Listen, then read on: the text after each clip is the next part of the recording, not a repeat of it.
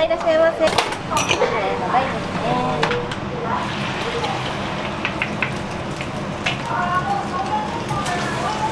はい、ありがとうございます。明日お味と数量で。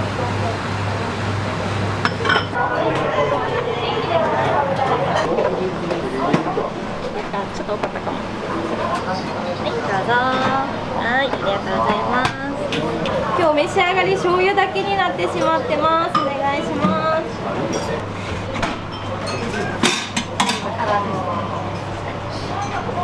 今日の分全部完売になります。申し訳ございません。お願いします。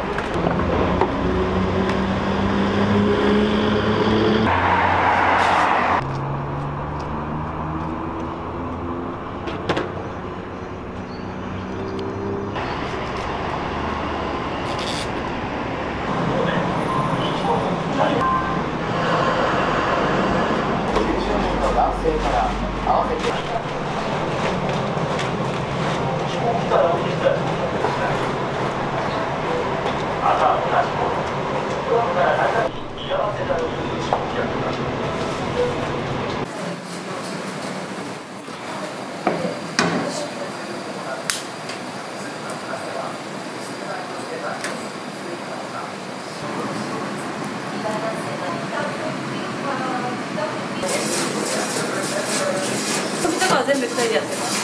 営業中にちょっと日の晩はパートさんが見てくれるように今してるんですけど、基本的な仕込みは全部一人。帰りも仕込めると今日は多分150ぐらいあると思う。店内の飲食の営業は早い時は12時半ぐらいで、遅くても1時過ぎとかですね。だからね、もっと作れればいいんですけど、やっぱロスが出ちゃってももったいないし、ほんと作れる分だけ鍋を大きくしたらとか言われるけど、もうこの鍋でずっと作ってきちゃってるから、だからやっぱやりな大きくするっていうとまた分量も変わってきちゃうんで、家を出て預けをしてこっちに来てます。なんか4時半起きですね。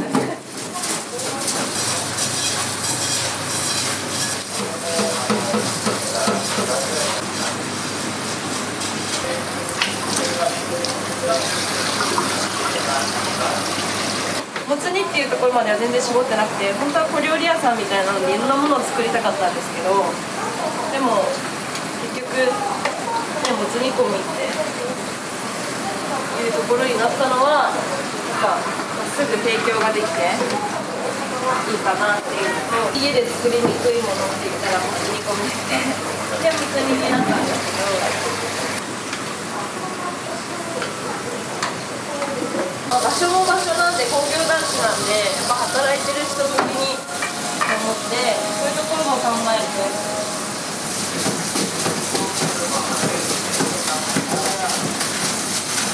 工場の方も昼休みとかに来てくださいますし、あとは近くで現場やってる職人さんとか、あとはでも近所に住んでらっしゃる方とか、本当まちまちですね。いろんな方が来てくれてます。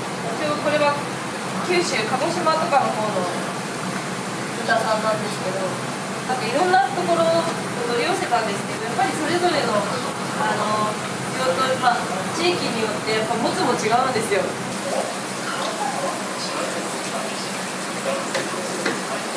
お客様が来てくれると思わないで想定してお店を始めちゃったんで、だから炊飯器で追加で買って、タイマーで順番に炊き上がるようになってます。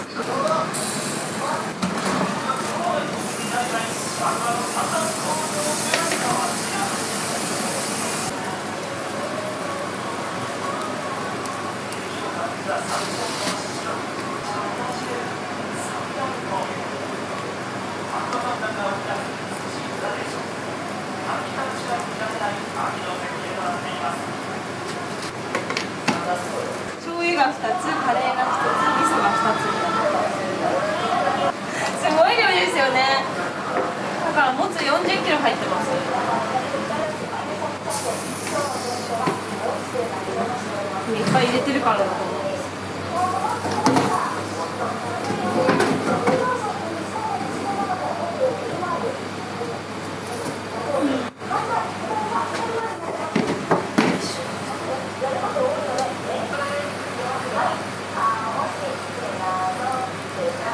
その日限定ですね。冷凍しちゃうとなんかね、当日で食べるものってやっぱ味の染み具合も変わってきちゃうし、やっぱりちょっとなんかね、お客様に届けるのでも物がちょっと違っちゃったらやっぱり嫌だなっていうのもあるし、まあ、お金は儲かるとは思うんですけど。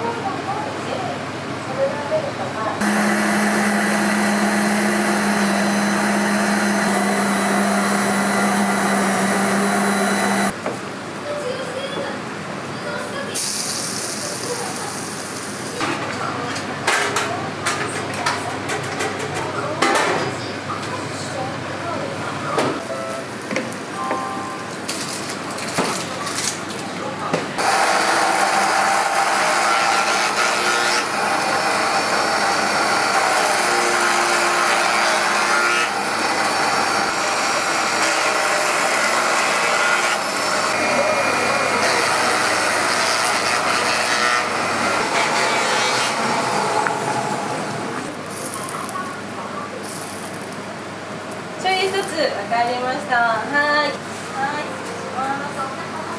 あ、はい。今日の分ですか？はい。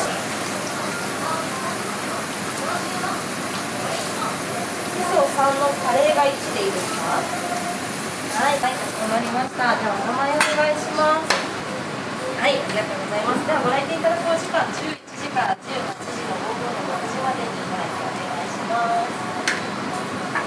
ネギって辛いじゃないですか。辛くて角があるじゃないですか。それが水で洗うことによって洗い流されるんで、なんだろう、ツーンとしない。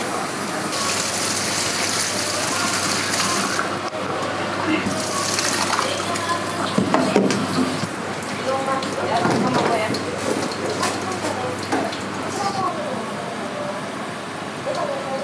出産前ギリギリまで仕事してました。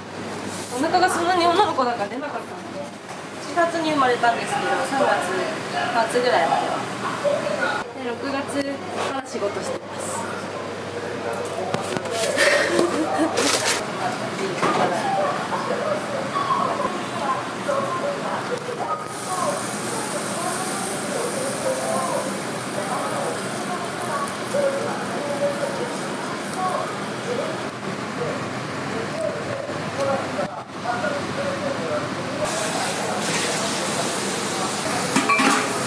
一応こっちはもうね、ほぼ完成なんですけど、まだちょっとやる工程が用意があります。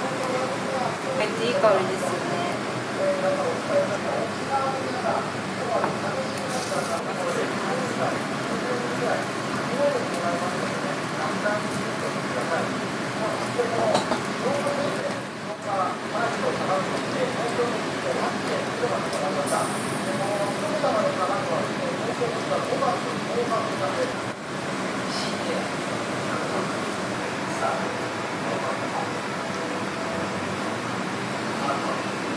ちょっと甘いかもしれないです。若干醤油はでもそこまで甘さ控えてるから。はい。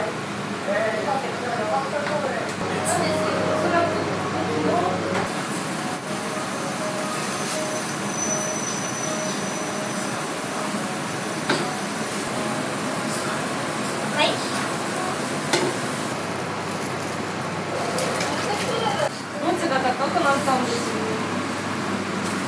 もつもお米も高いし、野菜も高いし、味噌も上がったし、なんか全部が値上がりしました。どこもみんな大変ですよね。で、値上げしたんですけど、量が逆になんかちょっと申し訳なくて増えちゃって結局あんまり変わらないっていう。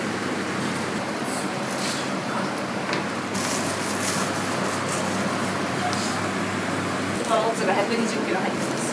それが切ったやつがこっちで、あまり絵面は綺麗じゃない。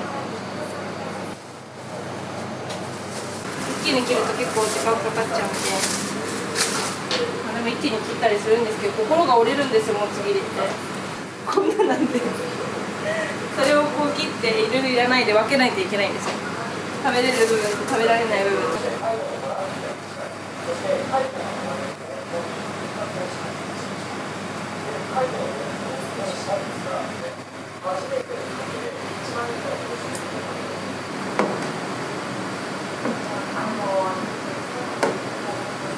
名字が丹野って言うんですよ。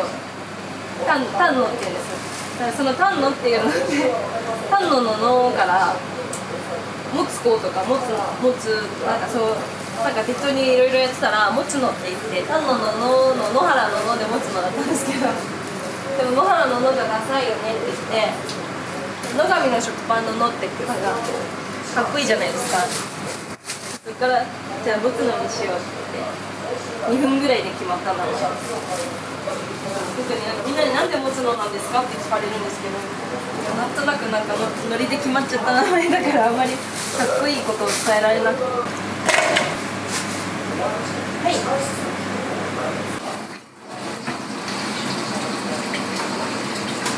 ごい重たくて、すごい重たいんですよ。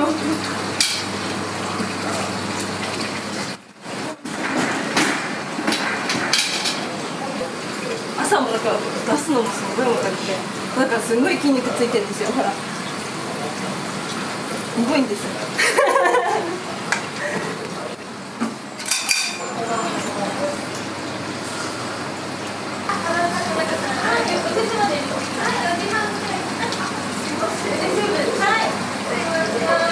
寸胴でゆでこぼしをしなくちゃいけないので、その寸胴がめちゃめちゃ重たい。生まれる1ヶ月前まで持ってましたからね重たいものを。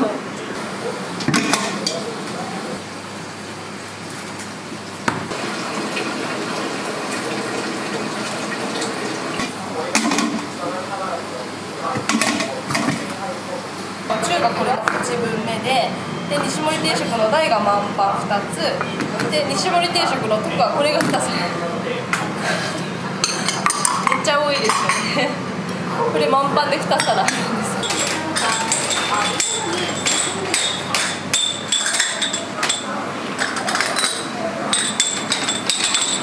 全部つけてます。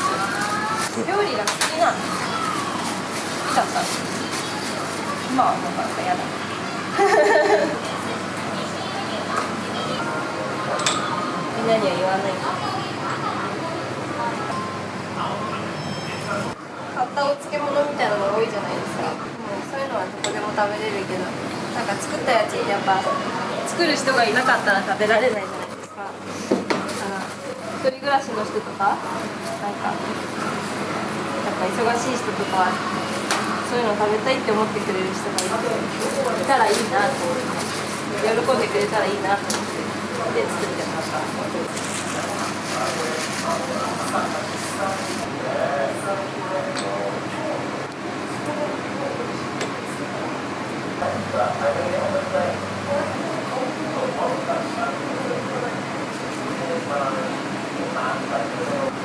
私ビュッフェが好きとビュッフェとかそういうので選ぶ楽しみがあるから、選んで何食べようって迷ってる時の方がなんか楽しいじゃないですか。だから卵焼きもお味を4種類作って選べるようにだからもつも3種類あるじゃないですか。一つ一つ選べるっていうのがなんかこうワクワクするじゃないけど、なんか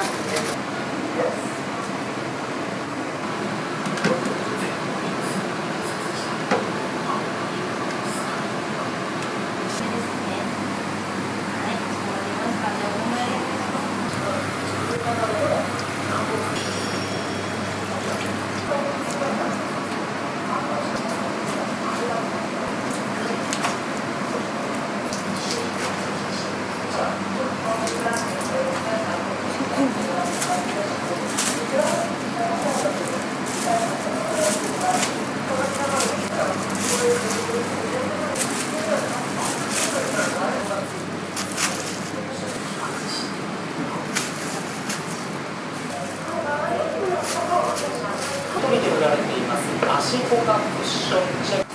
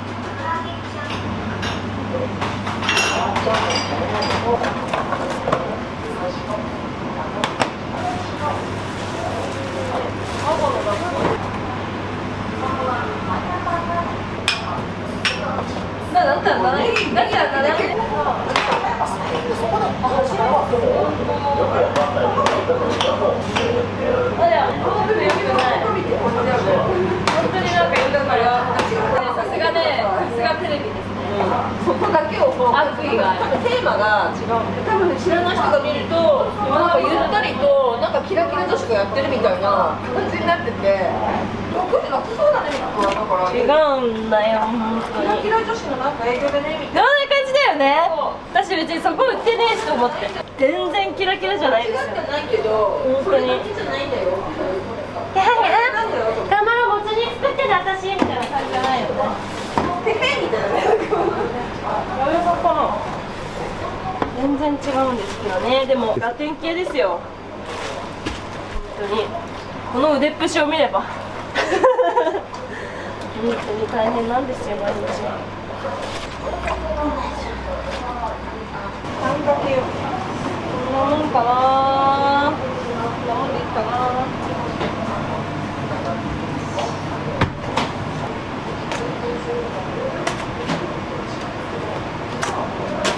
いいよみんなでこちらこそ。食べるのが大変。実際みんなでもこれみんな。すみませんじゃあまた。ありがとうございます。もう10時27分。ね。あ、本当だね、普通のです。あ、味噌結構普通だね。だからガテン系のお釣りなんですよ、うちは。そんな綺麗なね、割烹着のおかみさんがね、ゆっくりゆっくりゆったり作ってるような店じゃないんですよ。そう思われてる。そうそうそうそう。なんかかなりの誤解があります。これがないと私はどうでやってるよ。ご飯食べていけないんですよ。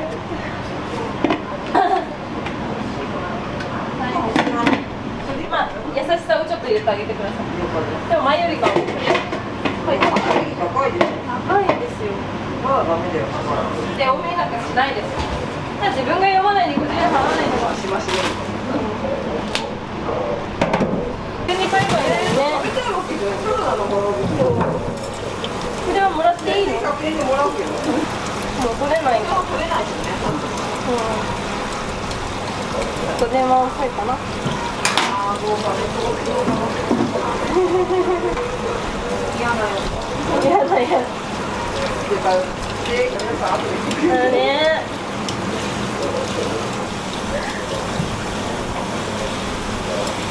女が集まるとこんなもんですから。大丈夫。オープンしたらコロって変わりますから。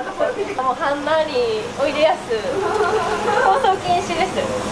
お客さん減っちゃうから。あ、でも人参、もう何分今日人参。あ、そう、味がね。ちょっと並んでます。結構並んでます。テニスにここ売り切れちゃったりとかするんで、みんなちょっと早めに多分出てきてるんですよね。昼の前に出てきて、多分早めに行かないと持つのは売り切れると思ってる感じで、この間も12時前とかに売り切れちゃって私昨日ここ午前中来たんですよ。最終回だよ。出ないけど。そう夜出ない。昨日は夜出てない。昨日でも放送中でめっちゃ電話鳴ってた。ああ、すごいやっぱり全国の人たちが定休日の夜だ。す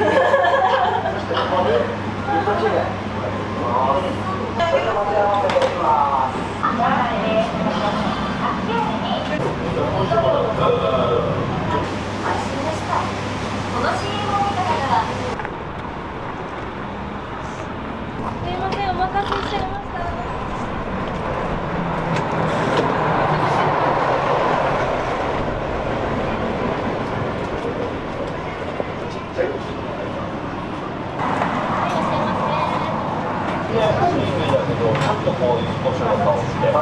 大きく焼いて肉感を残す。そして柚子胡椒の爽やかさがアクセント。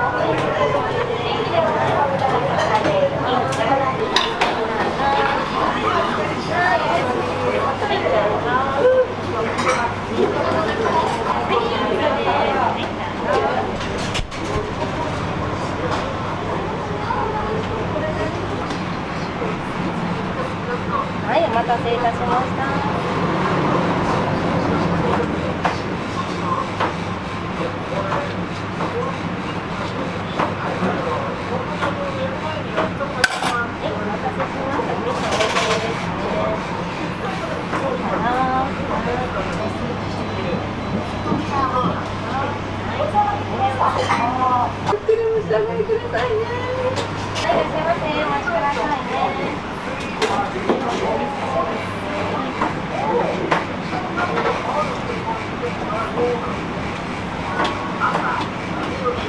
はい、じゃあお召し上がりにならない場合すぐ冷蔵庫入れてください。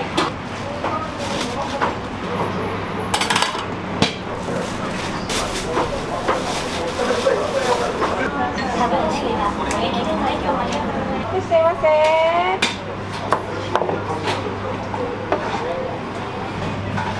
すいません。カレーの人参はカレーに必ず1個大きい人参入れるんですけど、2個こんな感じです。大きい人参入ってます。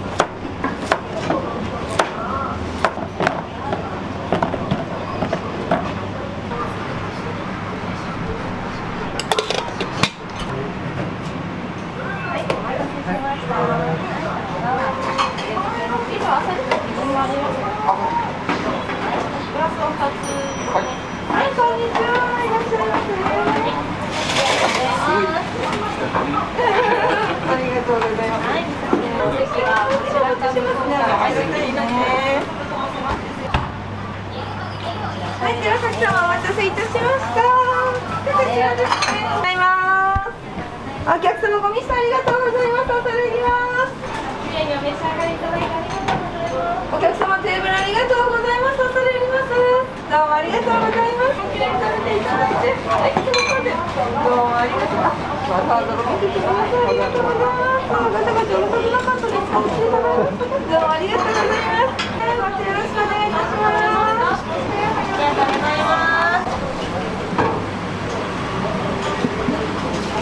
らっしゃいませ。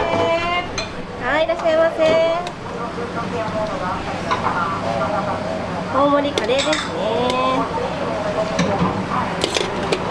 おネギは別盛りにしますね。はい。カレーの台ですね。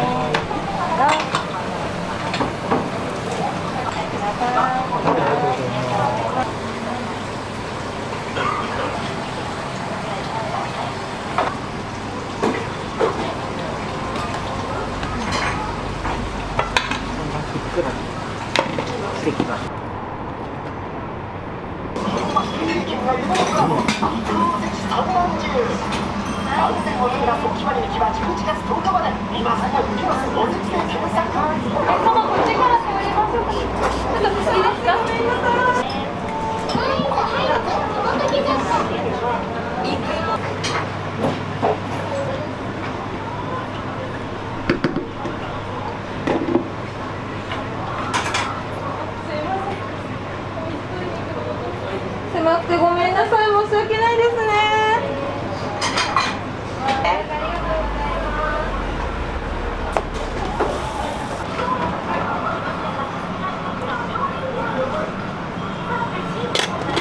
はい、これです。お待たせしました。お気遣いありがとうございます。ありがとう。お気遣いありがとうございます。気をつけてお帰りください。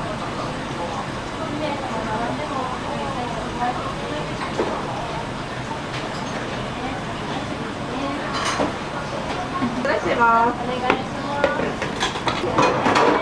はい、どうもありがとう。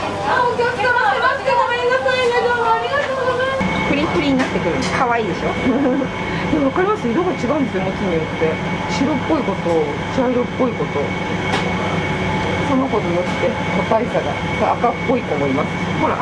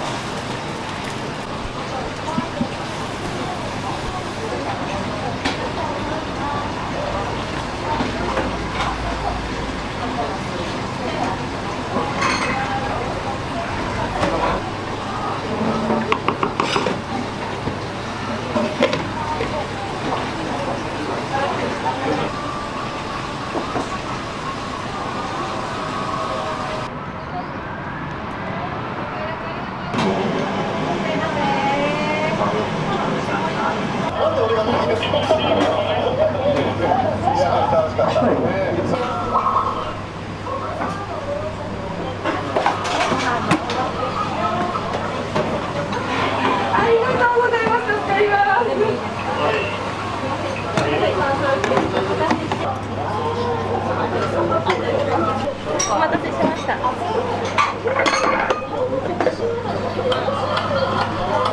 ぞどうぞ。はい、どうもありがとうございます。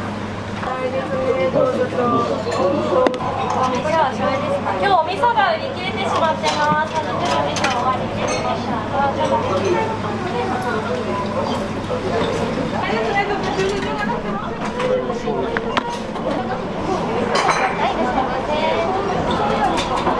レーもなくなります。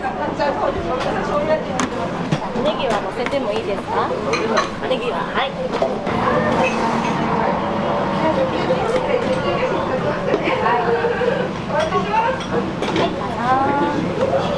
今日お召し上がり醤油だけになってしまってます。お願いします。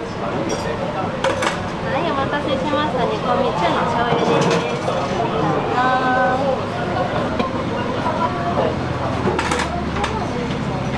すいません、身が足りない分お醤油ですね。はい、どうぞ。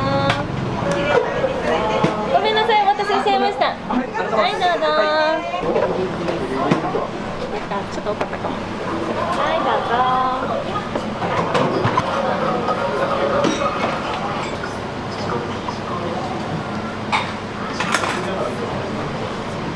お待たせしました。はい、どうぞ。はい、ありがとうございます。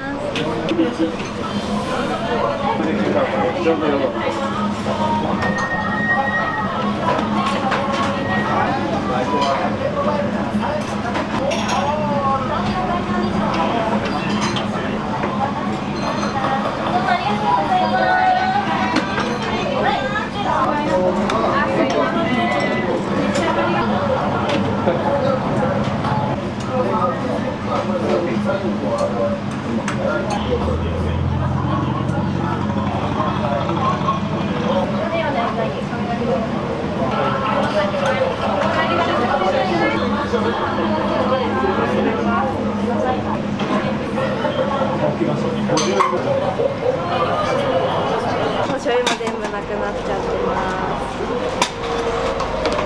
おしまいです。はい、ありがとうございます。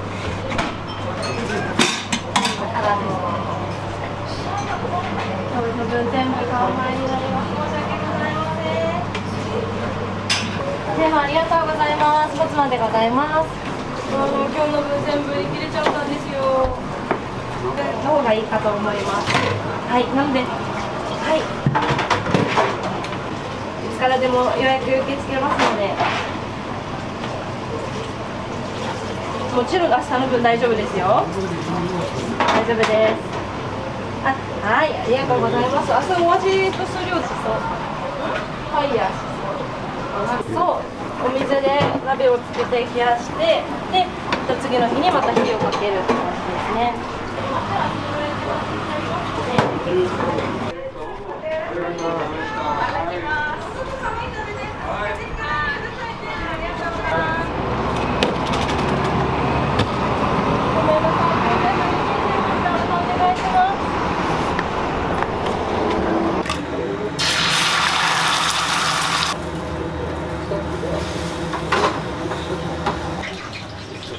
それがこれ買った。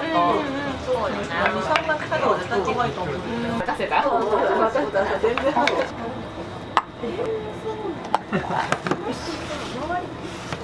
すいません。めっちゃ狭いですよね。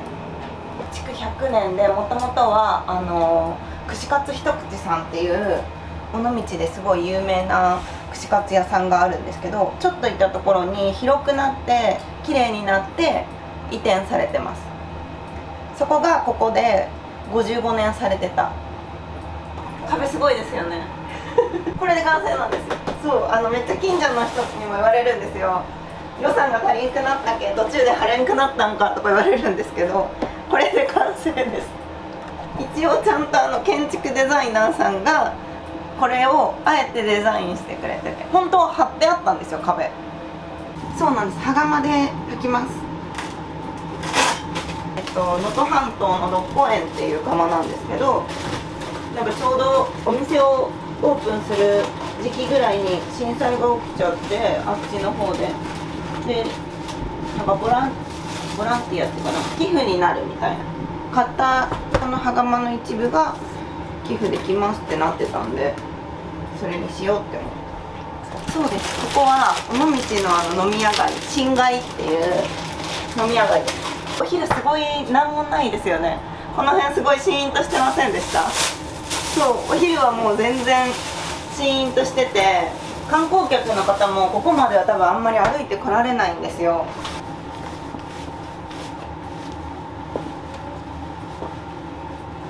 70歳のママとかすごい人気なんですよ。めっちゃ盛り上がってて、いつもいろんなとこからカラオケの声が聞こえてきます。そうですね、もうみんな地元の人に愛されてる場所ですね。店も全部みんな地元の人が行ってる。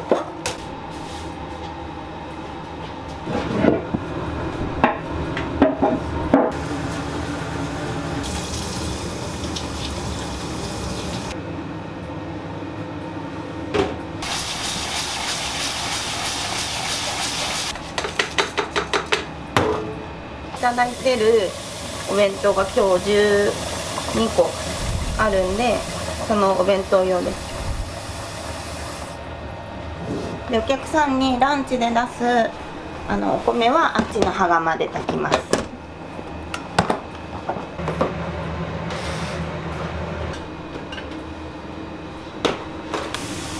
卵黄の醤油漬けがおにぎりの上に乗るんですけど、それを作ります。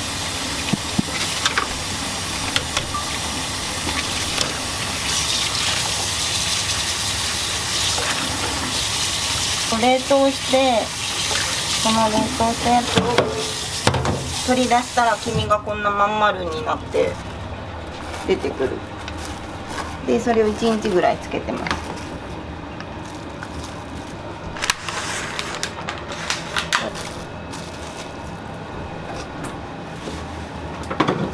こっちはだし巻き作ります。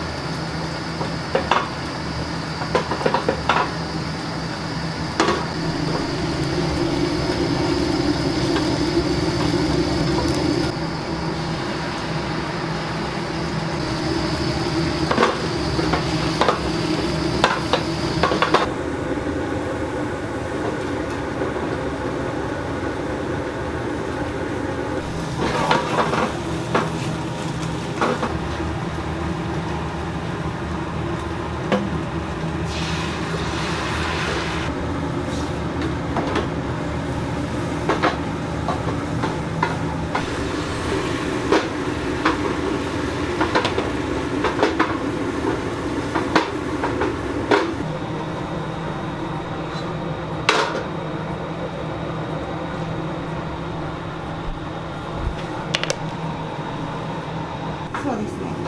お弁当も予約、はい。ランチも夜も予約。一人でやってるんで予約じゃないとなかなか対応できなくて、あとなんか今食材が高いじゃないですか。だからロスあんまり出したくなくって、予約制の方がなんかこう理解してくれてるお客さんも一人でやってるから仕方ないよねとか、みんな優しいです。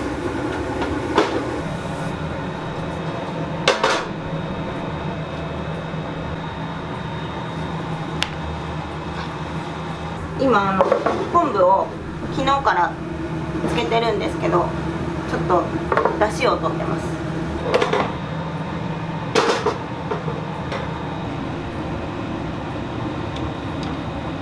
ランチで豚汁を出してて、その出汁ですね。ガンモも出します。ガンモはこれで揚げてます。ガンモって揚げたやつを多分売ってるんですよ。その揚げたてが全然なんかやっぱ手作りで揚げたてって結構違うんで、それ食べてもらいたいなって思って作ってます。これから作りますね。お豆腐を1日かけてしっかり水切りしてます。1個は白あえ、こっちがガン。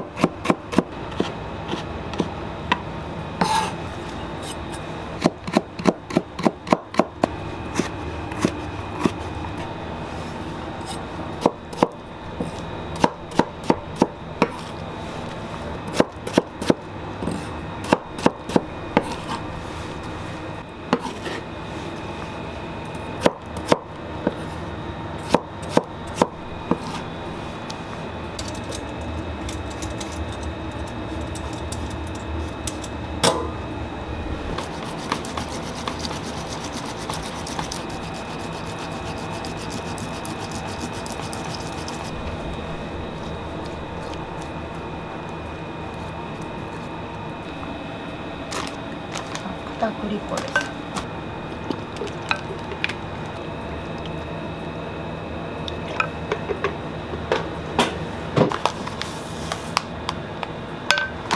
はん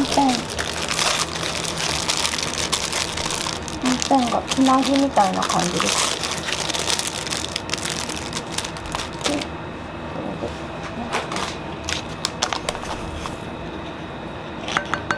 そう、これ尾道のお塩、尾道の山根食品さんっていうところのお塩です。美味しいんですよ。すごいなんか丸みがあって角がないっていうか。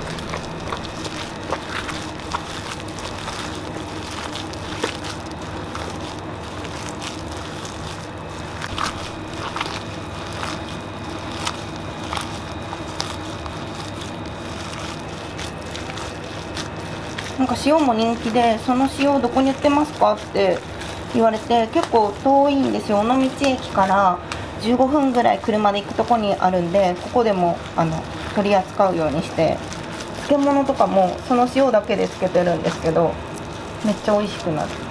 だから昨日から漬けさせてもらってるんですけど、こういう感じで野菜切って塩バーって入れただけで美味しくできちゃう。ほとんど尾道のものをなるべく使うように。さっきの昆布もこのお塩屋さんのところから買う昆布で、今豚汁なんで一番だししか使わないようにはしてるんですけど、冬は合わせだしにしてた時は鰹節も尾道の鰹節使ってました。一応これががんもどきの種、一旦寝かせます。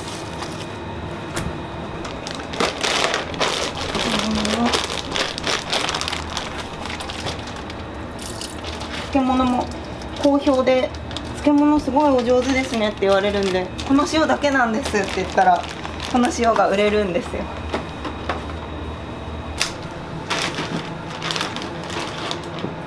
こでも習ったことがなくって、独学です。料理飲食店で働いたこともなくって、最初はめっちゃバタバタでした。なんか父子家庭でおばあちゃんがよく料理を教えてくれてたんで、おばあちゃんの味みたいな感じですかね。料理好きです。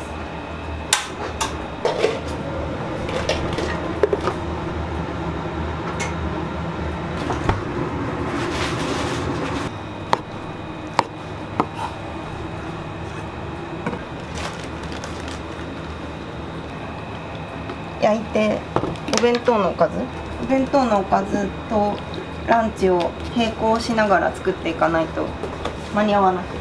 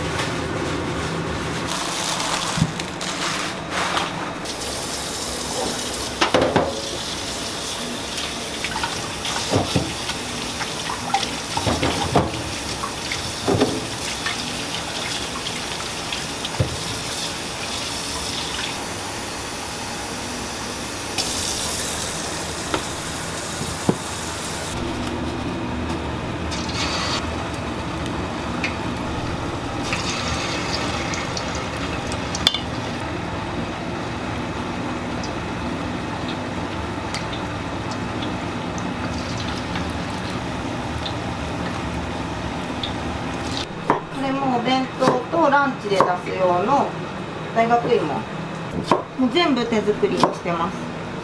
なんかお客さんの中には漬物とかにも市販の漬物は食べれないっていう方とかもいて、全部手作りでできるものは全部手作りしようと思って。でも全然苦じゃないですよ。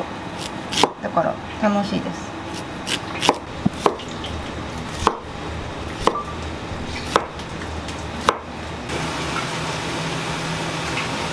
これががんもどきです。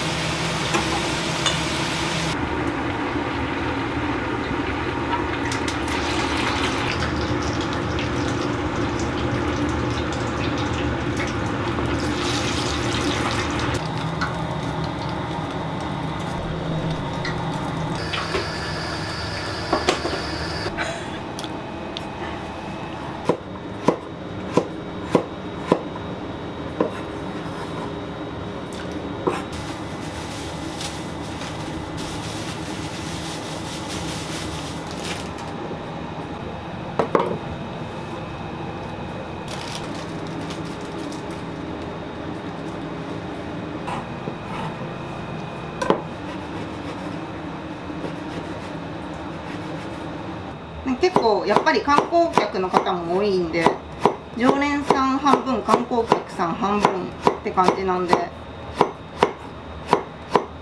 ちも喜んでもらえる。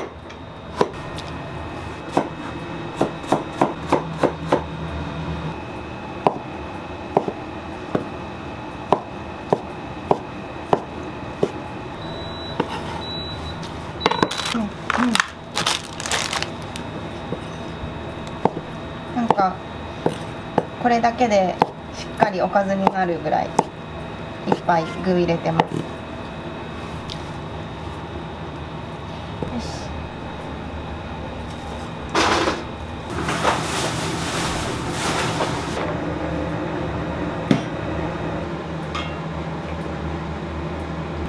大学芋なんですけど、揚げずにストーブで蒸し焼きにして作ります。なんかそのお客さんにも「この大学芋美味しいですね」って、揚げてないのにすごいホクホクでって言ってもらえて「どうやって作ってるんですか?」って言われた時に「ストーブで作ってて」って言ったら「ストーブどこにあるんですか?」って「あ、この鍋の名前です」。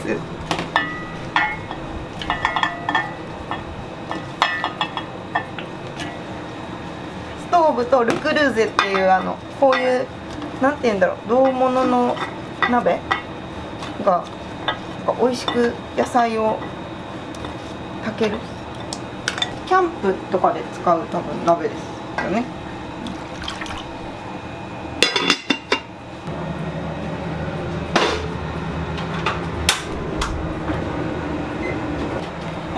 友の浦です。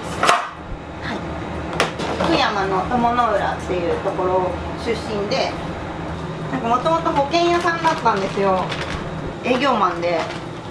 で、すごい成績求められて、真面目にやってて、真面目にやりすぎちゃってて、途中からちょっとしんどくなって病んじゃって、で、その時に尾道の景色と尾道のなんか飲食店にお店に救われて、なんかすごいホッとするなって思ったんで、私もそんなところでご飯屋さんできて、私も同じようになんか誰かの元気与えれる存在になれたらなって思って、だいぶ癒されませんか？なんか尾道の海って。あとなんかみんな住んでる人も穏やかで、尾道の人って、今尾道に住んでる人って半分地元の人、半分移住者なんですよ。だから移住してくる人がまた移住してくる人を呼んで、みんな移住してくる人でこう増えていくみたいな感じなんですけど、それだけ移住してくる人にも優しいみたいな、あんまりなんかよその人を受け入れない土地もあるじゃないですか。でも尾道の人みんな寛大で、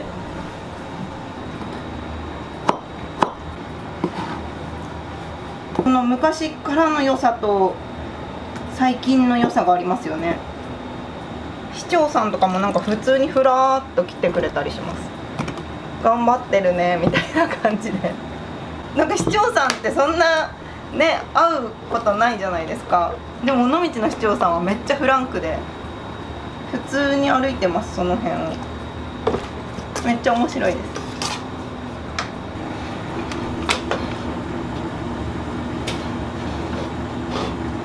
品数多いんですよ。だから7時半に来てもいつもそれでもバタバタで。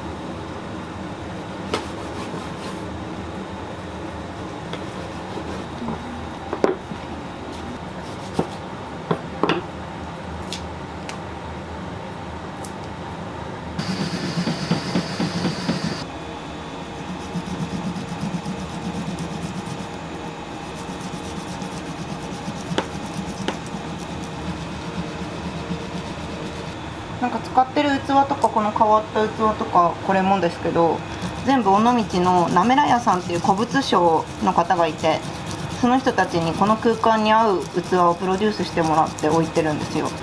変わったものが多い。そうお盆も全部一緒じゃないのがあえてで、全部古いものなんですけど、そのなめら屋さんから全部。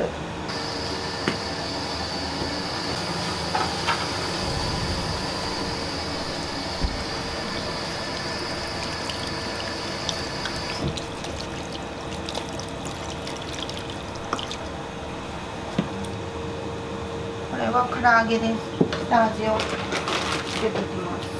そう、手間かかってます。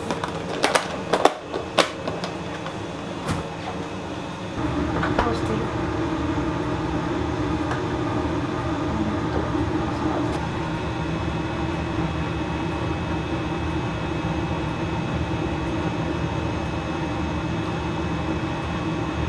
なんか地元の本当個人店が多くって尾道、その空気感もやっぱ違いますね。坂めっちゃ多いですよね。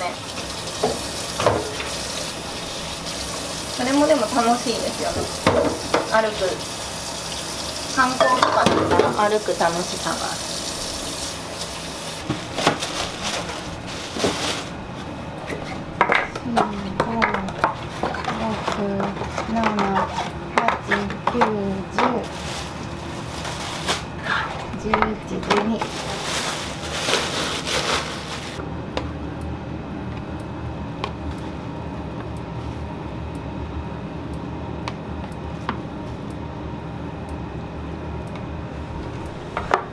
お米は島根のお米です。島根から1年間分を買い付けてトラックで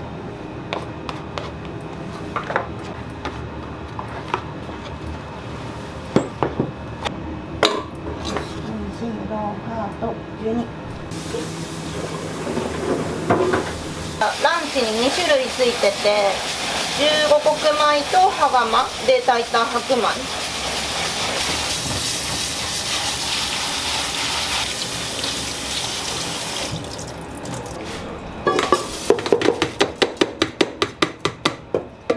羽釜では15穀米あんまりうまく炊けなくって。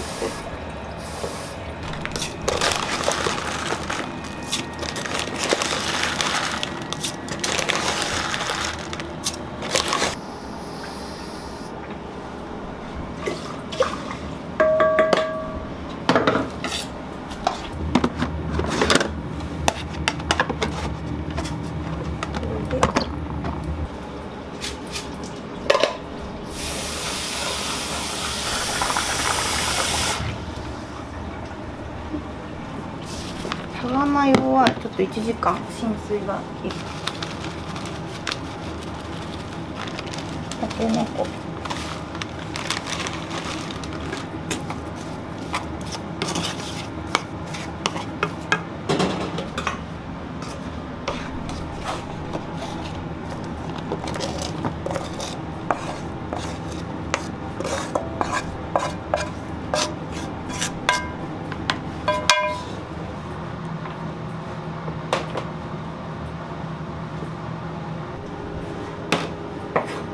尾道レモンが有名です。何が有名か、レモンぐらいかな。か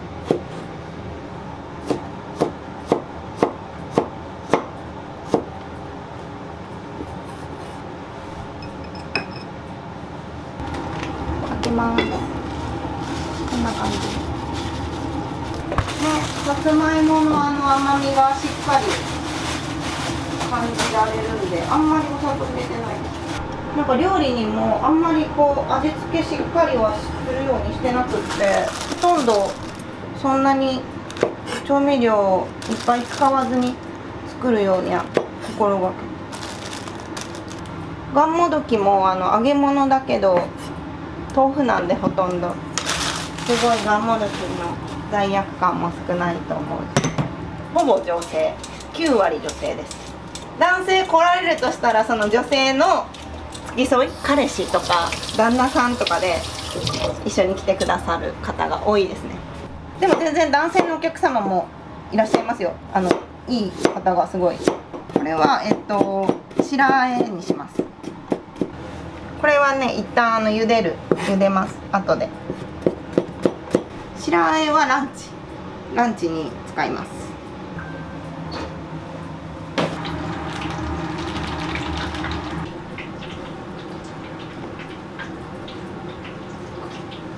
大きいですよね。そう、大きい方が喜んでもらえる。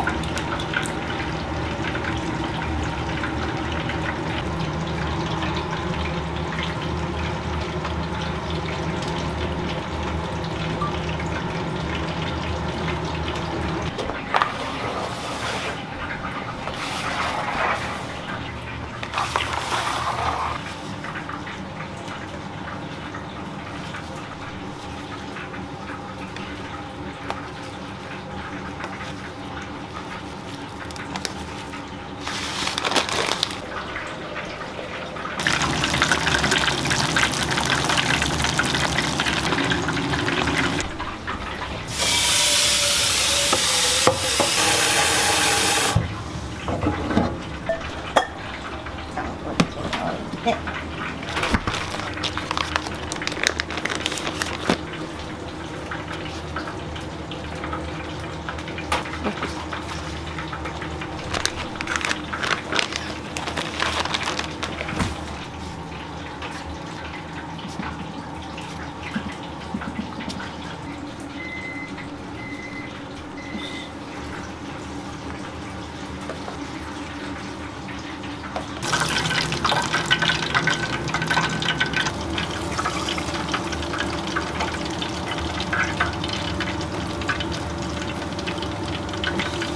はい、完成です。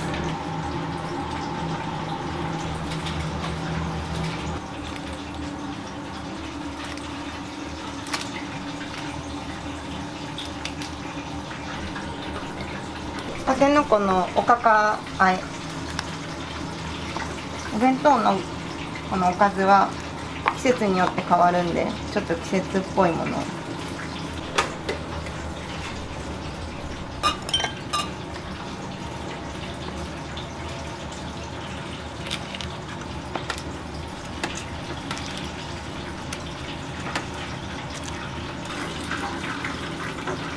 お弁当具だくさんな方が嬉しくないですか？あっちで切ります。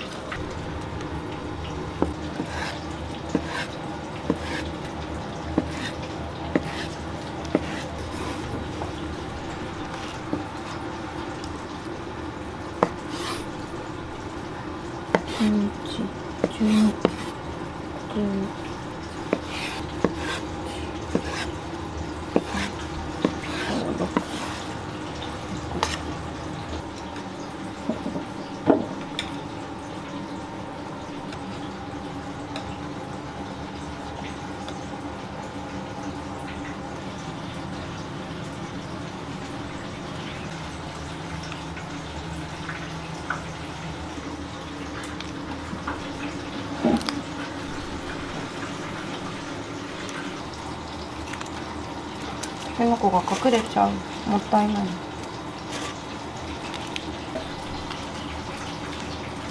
たけのこ。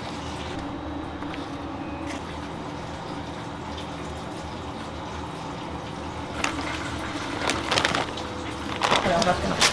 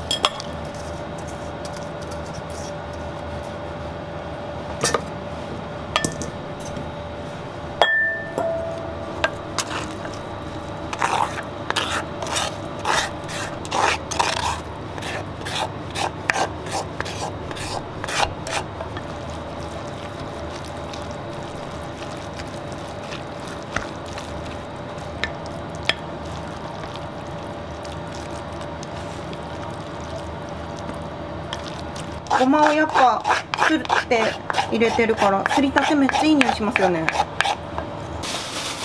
今なんか自分がその子供を育てる立場になって父さんの凄さを感じてます。父さんすごいなって。中学校高校ってお弁当がいるじゃないですか。そのお弁当もずっと父さんが作ってくれてたんですよ。だからなんか私の中でお弁当っていうのはなんかお父さんのイメージ、お父さんの思い出、お父さん手作りで毎朝卵焼きを巻いて焼いてくれてて、3人分ですよね。そう3人分すごいですよね。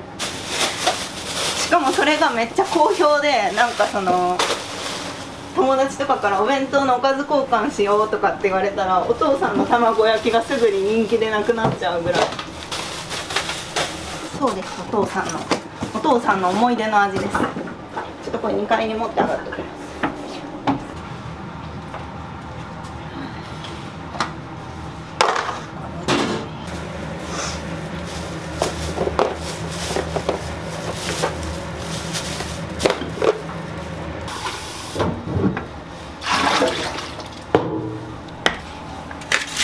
取ります。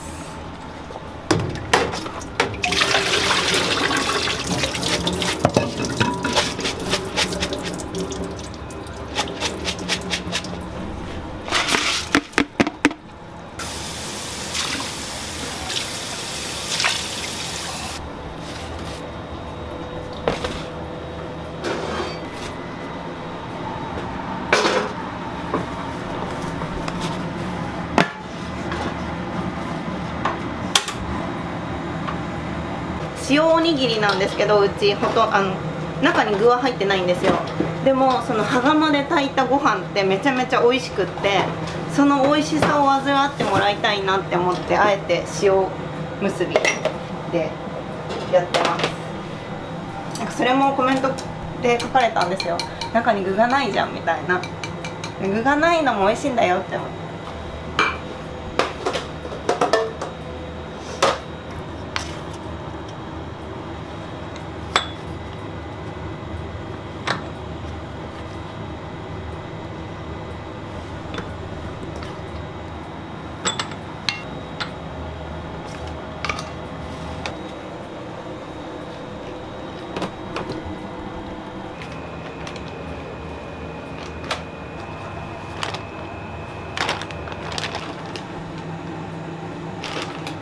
7、8、9、10、11ね。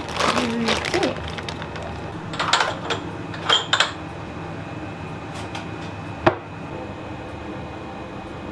この前そこにあるしじみで、その魚屋さんのしじみでしじみ汁したんですよ。めっちゃ美味しかったです。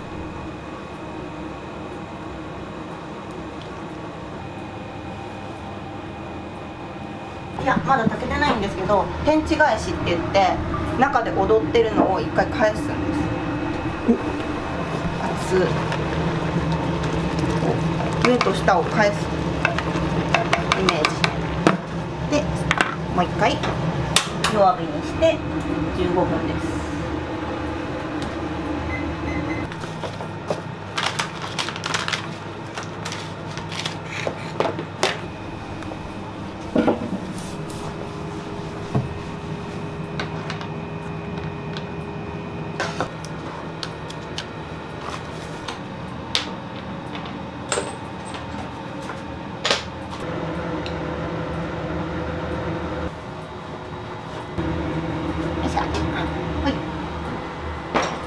出来上がり。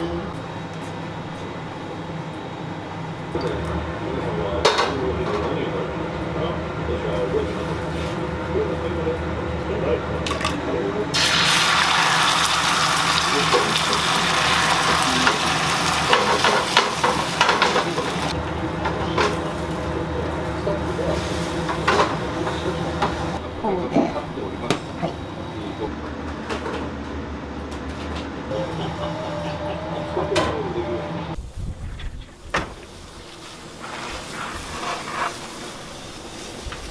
すいません、お待たせしました。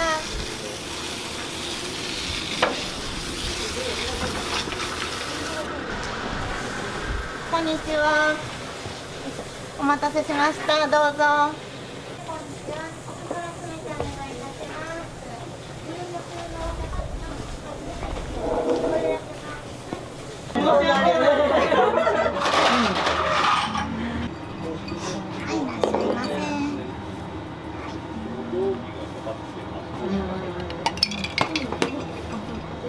すいません。こちら食前のお酢になります。はい、尾道醸さんのこちらにあるイチジクのお酢で、はい、これから食べるものの血糖値の上昇を穏やかにする効果がございます。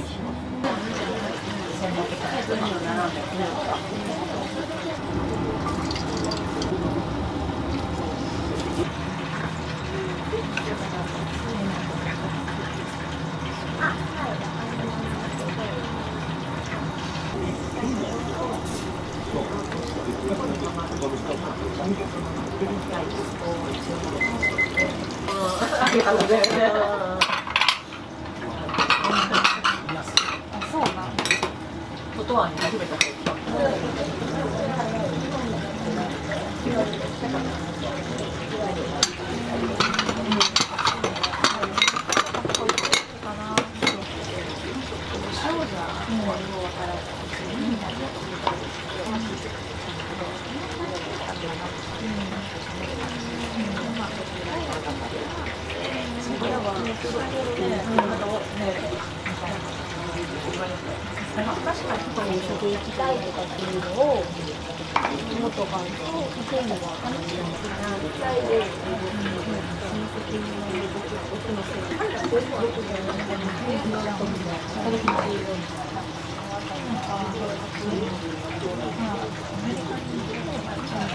今週行くんですよ。いいなぁ。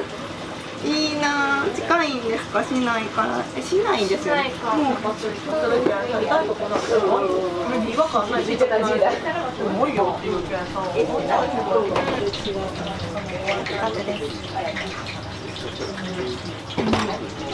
手真っ赤になりながら。いやすごいなと思う。そう、もう皮膚がなんかおばあちゃんみたいになってて。っていうのが一番馴染んであれだったんだけど、そのブランドというかその商品なかったもん今回買いに行ったらもう全部。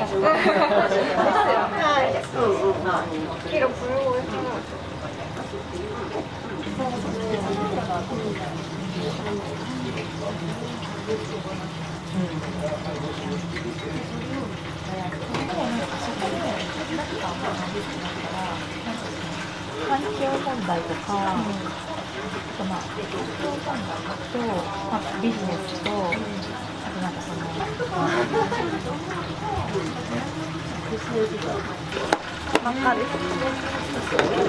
めっちゃ暑いんですよ、これ。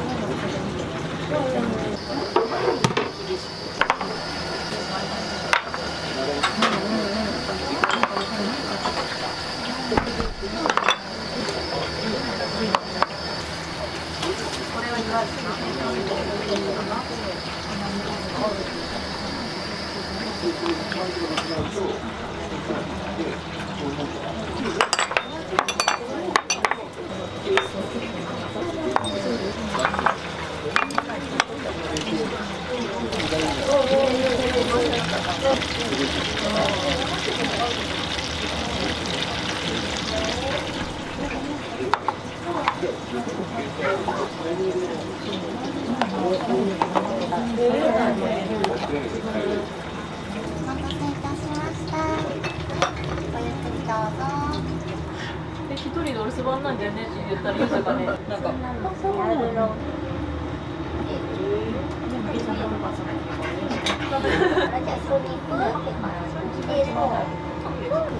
いません、ありがとうございます。お待たせしました。ごゆっくりどうぞ。土曜日に開店。いつも営業始まってからすごいわたわたします。食洗機めっちゃ欲しいんですよ。でも置く場所がなくって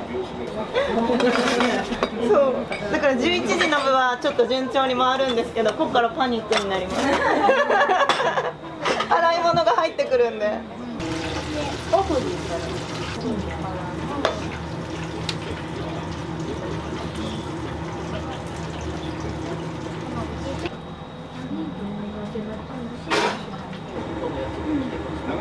もう最後です。めっちゃ美味しく、あ、最後、はいありがとうございます。いやまあ一旦何本でも取れるんだけど、もうおしまい。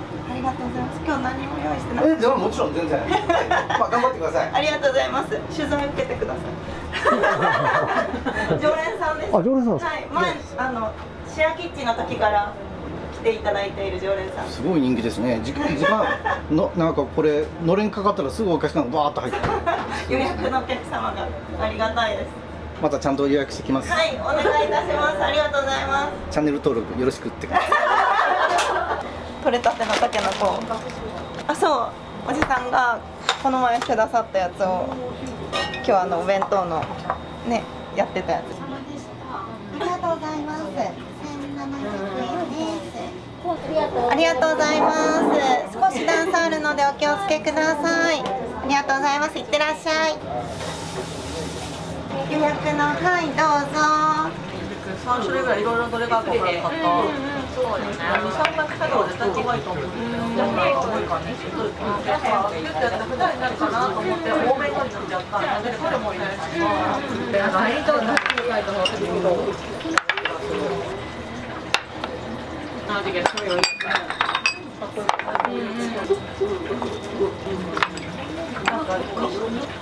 1個のチーズでるじゃん、この。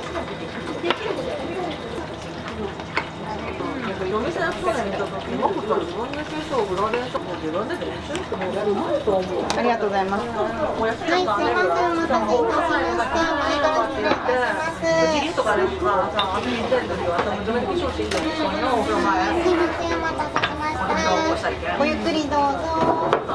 めっちゃ美味しそう。めちゃくちゃ美味しい。任せた？任せた。全然。はい、すいません、お待たせしております。前から失礼いたします。美味しい。美味しいです。美味しい。健康になりそうです。お野菜がいっぱいですごいヘルシーで美味しいです。あ、よかった。ありがとうございます。マンモドキがすごいふわふわでめっちゃ美味しいです。よかったです。ありがとうございます。揚げたてってなかなか食べれないですよね。周りがね、カリカリで、中ふわふわで。おにぎりも美味しかったです。あれ卵黄絶対つけますよね。そう、みんなでこうつけて絶ください対つけたくなる。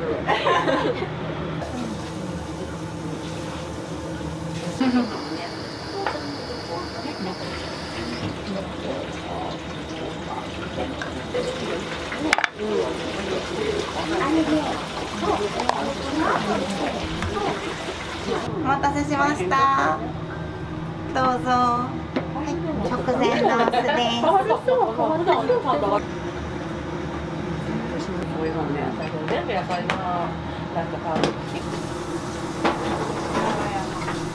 です。香港がまた上昇してきて、この一緒に暮らしの方と食事を食べたいって言って昨日詰めてくれんってそっちだけで。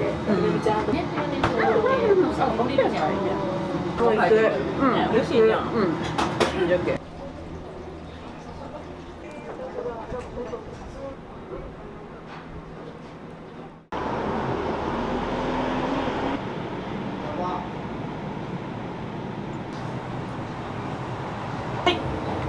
はい、ありがとうございます。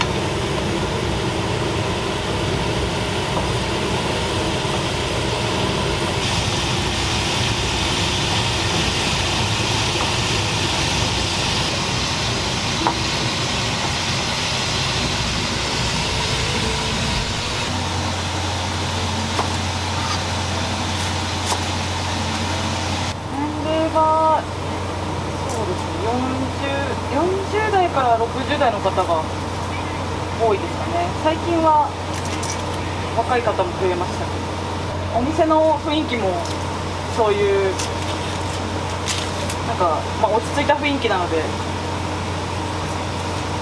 年齢層もそういう方が増えてるのかなっていう。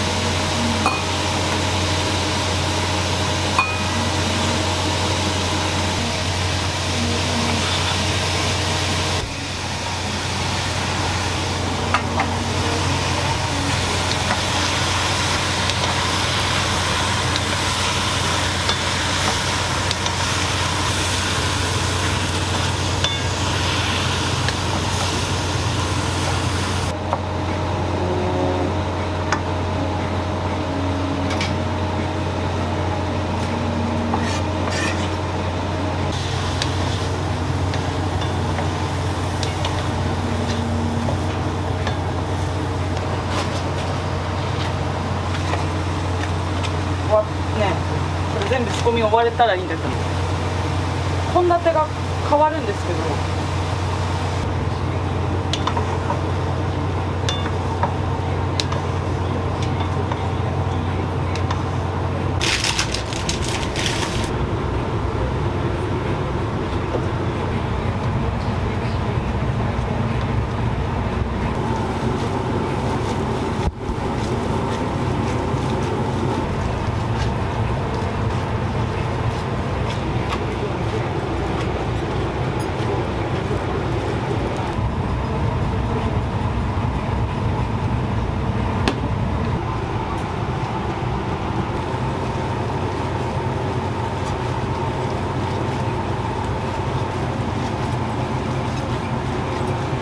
料理は全然そういう学校も行ってないので、もう完全に趣味の延長というか、習ってはいないですね。もともと会社員だったので脱サラして、本当飲食に興味あったので。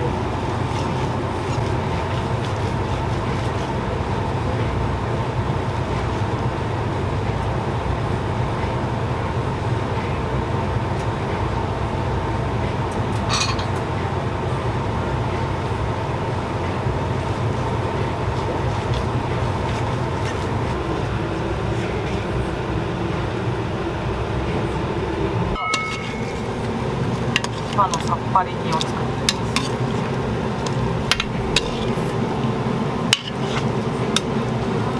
品数作るんで、なんか一品はこうずっと煮込んでる、こう手離してもあ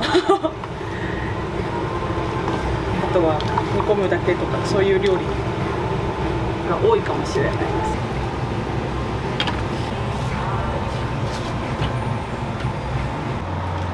で、駅が本店。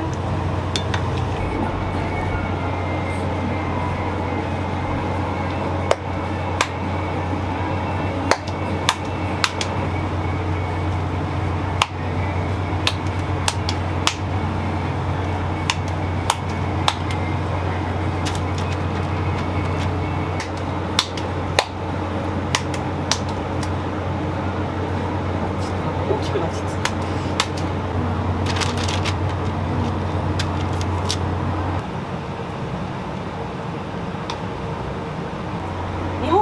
が一応メインなんですけど、結構日本ワインってこうだしとかに合わせて、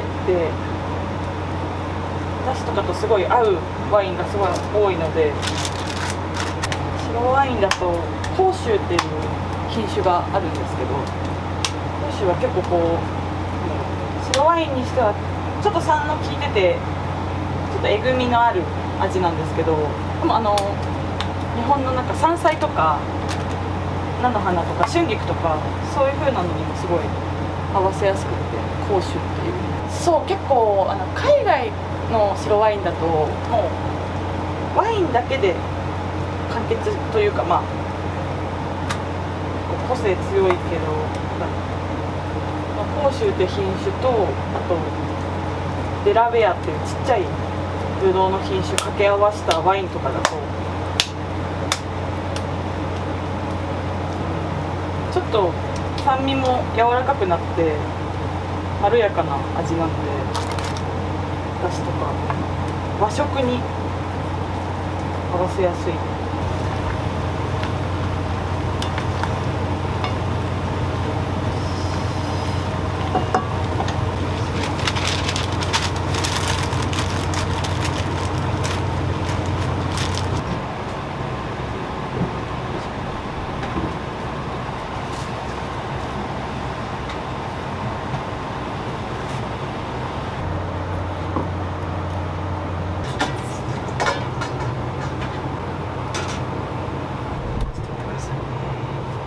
あとお皿に盛って出しますね。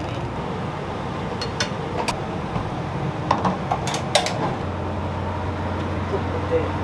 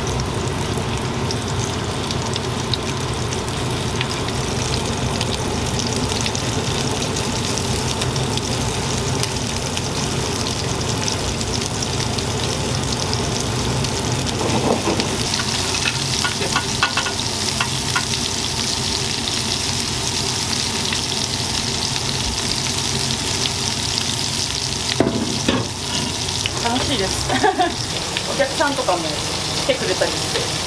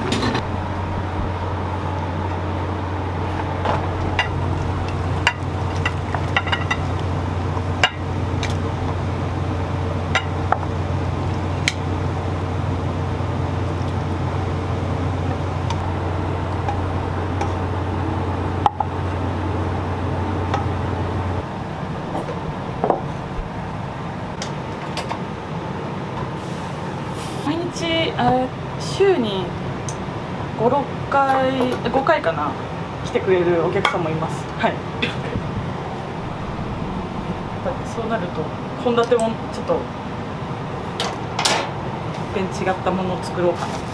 晩ご飯ここで食べる方もそうだし、お家帰る前にちょっと一杯と一つつまみを食べてお家に帰るっていう方も多いですね。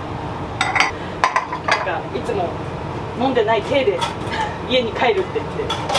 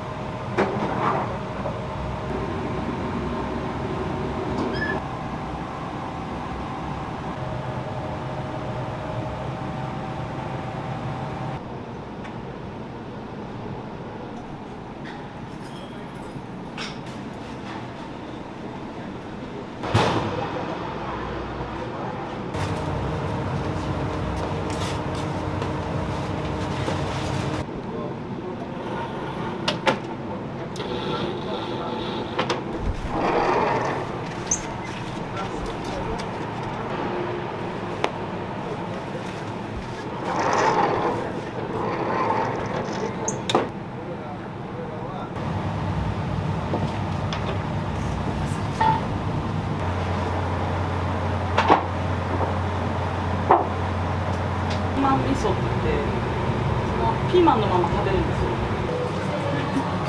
いいね。いいっすよね。名物おかみで。今日じゃ見た。写真撮ろうかな。ねえ、ちょっとやめてくださいよ。ちょっとやめてくださいよ。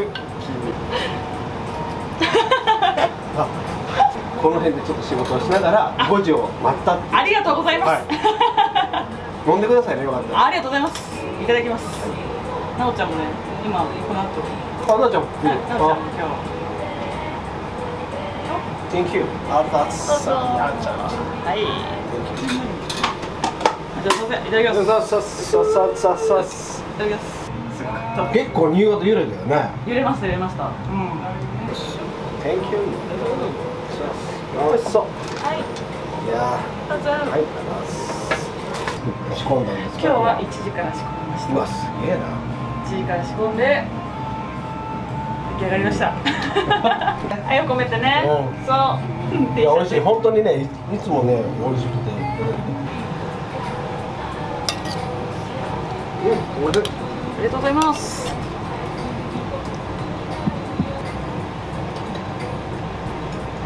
今回でも練馬のハリーポッターミュージアム。はいはいはいはいはい。あ、よかった。どうなの？いや、最高。あ、そう。最高。最高やったん。でも思った以上になんていうんだろう。結構おばんざいがね、こういろんな種類が豊富で、毎回毎回こう変わるんですけど、まあ彼女手作りでめちゃくちゃ美味しいんですよね。そうなんですか。そう、一日一食なんで、もう万歳パンダに今日は行こうと。ありがとうございます。だからもう、はい、食べてきました。作ってるやつ。独学まではいかないけど、そう。何も学校とか行ってないんで。ああ、そうです。はい、じゃあ3点目。あざっす。はい。あ、これで3点なのね。これで3点。そうかそうか。なんか私も一緒かもしれない。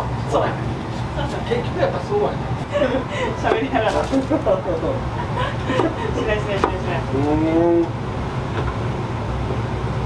ね。男には厳しいでしょ。そう、男には。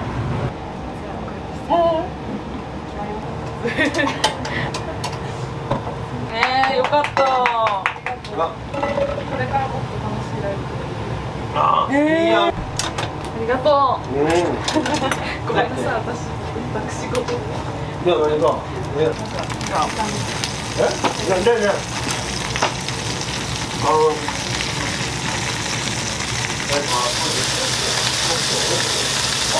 ポポトーキョっていう、よかったらね、ああいうポポトーキョっていうアーティストがいて。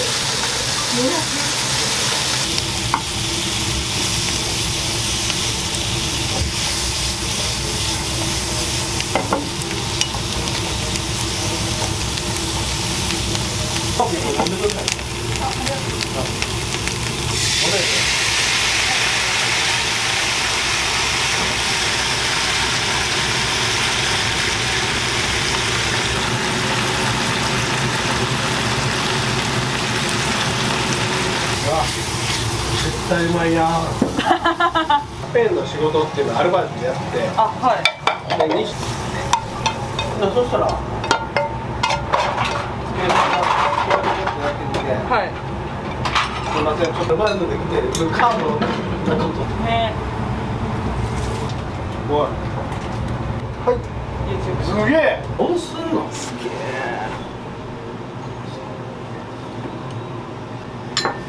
え。すごい。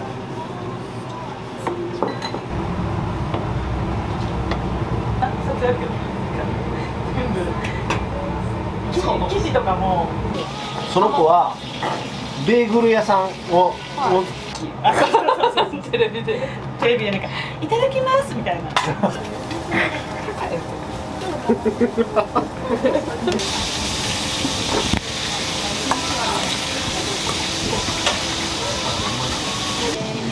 3点変なのは分かるけど大丈夫寂しいな。大丈夫じゃないやろか。森田ね。森田分かる？分かる。このくずりうどん。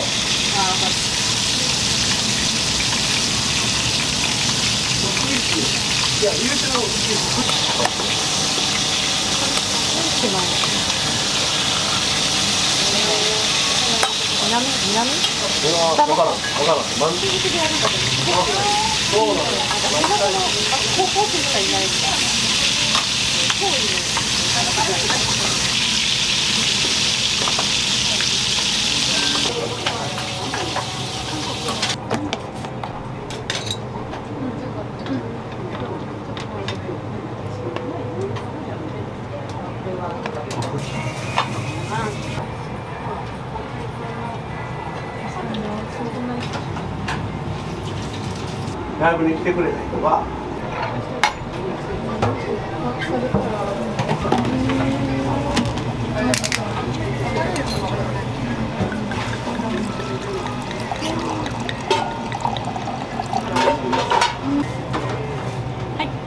弁当で。さあ、彼女が好きになることがないので、私ぶどうでしたけど、はい。そういうのとかいろいろ考えて。お通しです。はい。せやせや。すごい背がちっちゃい男の子。はい、筑前煮です。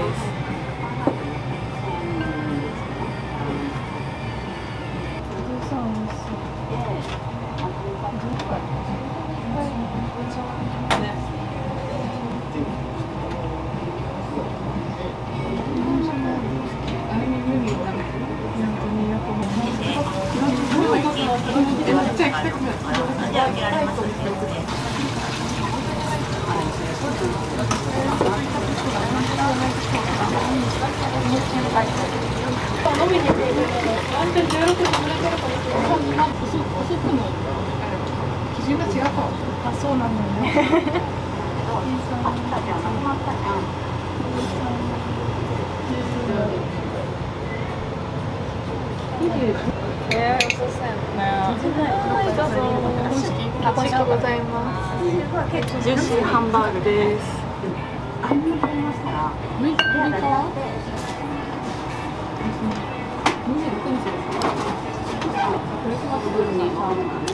そうじゃん。明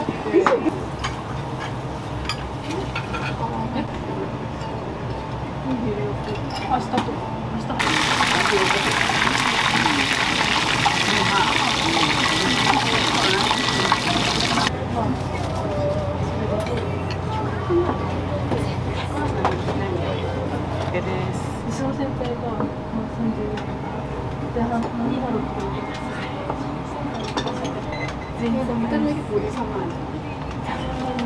やんねね、特に何も言ってなかったらいいです。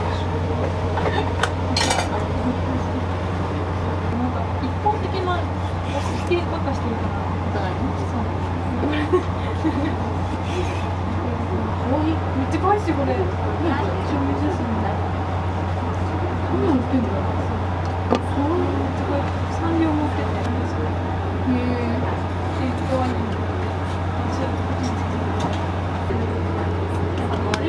メガモロースです。じゃあリアルバムが降りちゃってすごい行こうと思ったんだけど、一週間もう行ける日なくて。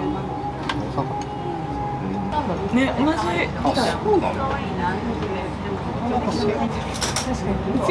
生ビールか。生ビール。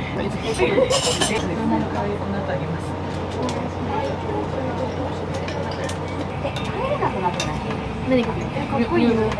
多分ね、私も顔じゃない、顔っていうか。ちょうどこれ大丈夫だ。好きな顔なんで売れてるんだろうぐらい。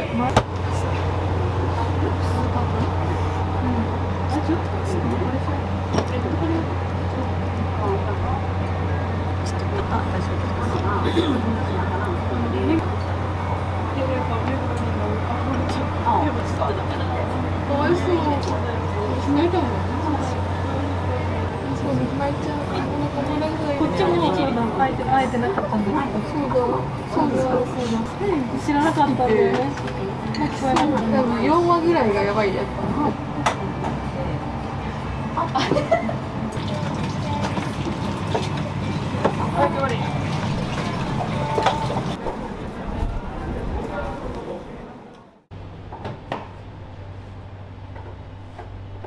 酒を飲むの好きなんで、昨日もお昼からそこにあるワイン飲みました。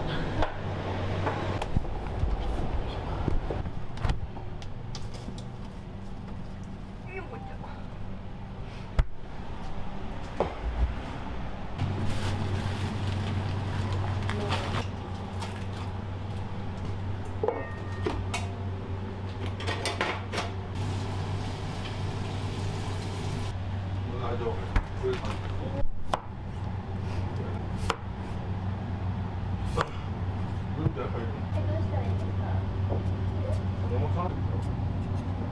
上からなるんちゃんでも大丈夫？軽なの。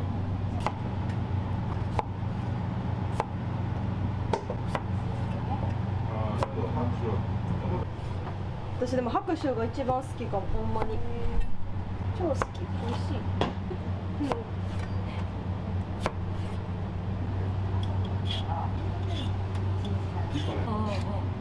それでそういう4時バーッと5人まで作って、でまあ12点から2組でかわいそうにあげてもうたけど。ああみーちゃんね。でもバームクーヘンってかあれ上で食べってか見る多分その。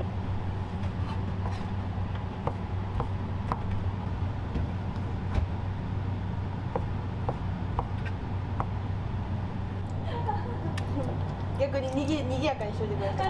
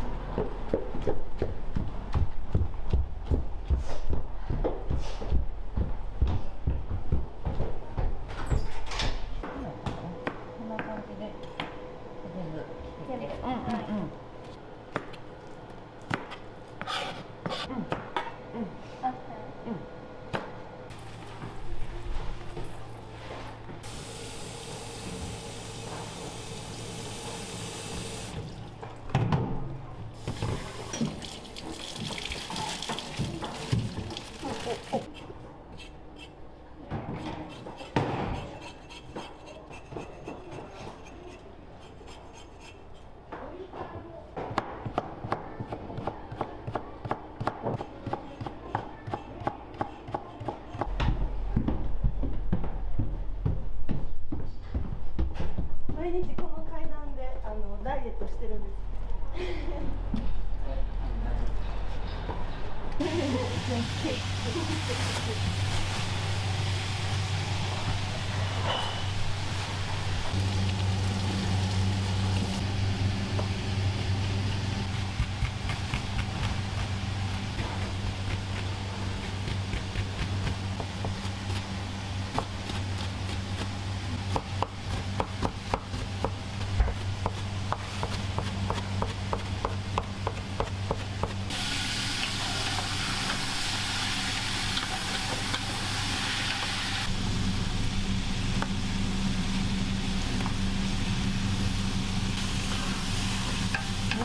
一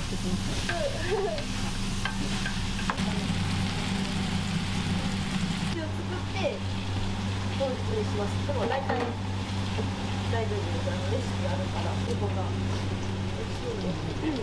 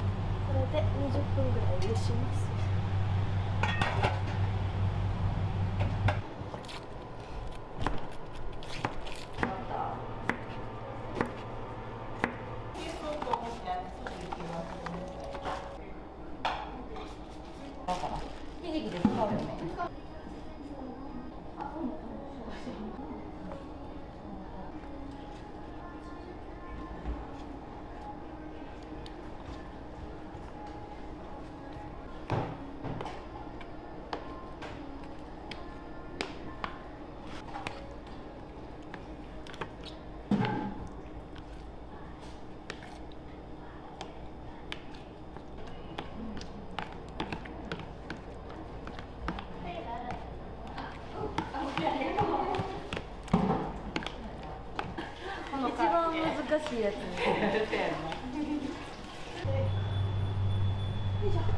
早くお迎えするの。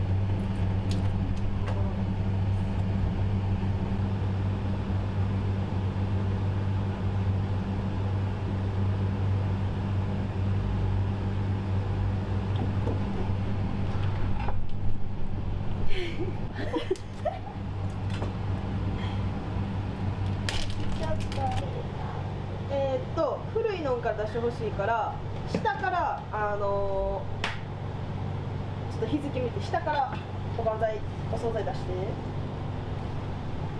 サラダ入れてたりとか。昨日みたいに入れるとある程度半分ぐらい。半分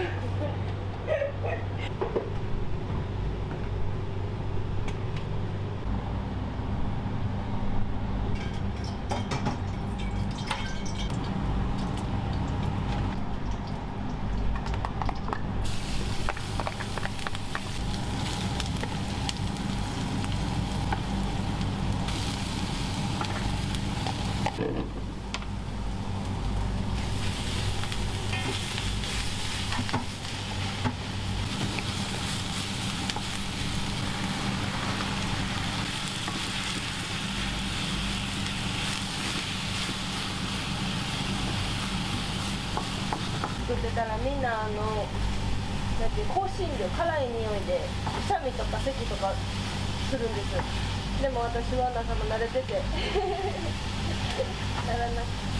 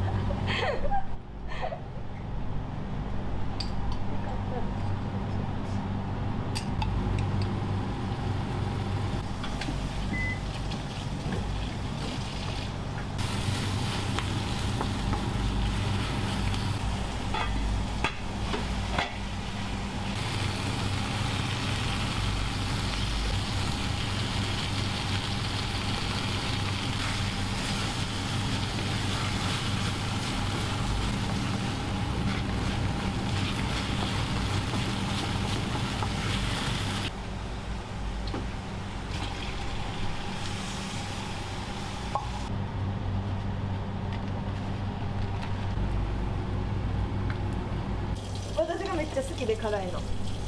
麻婆豆腐は私が作るって他はねレシピ言ったら簡単っていうかある程度みんなねお母さんなんで作れるんですけど。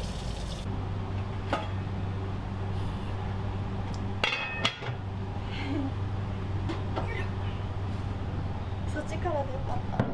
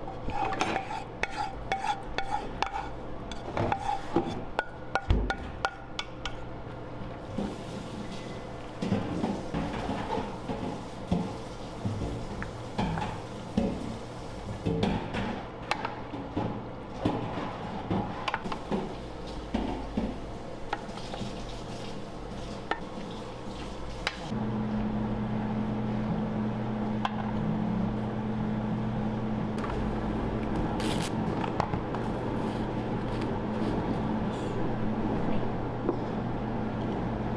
いよ。ありがとう。ありがとうございます。いける。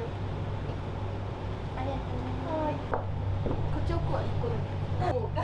出たら忘れんねん。私それ1週間以上そうやな。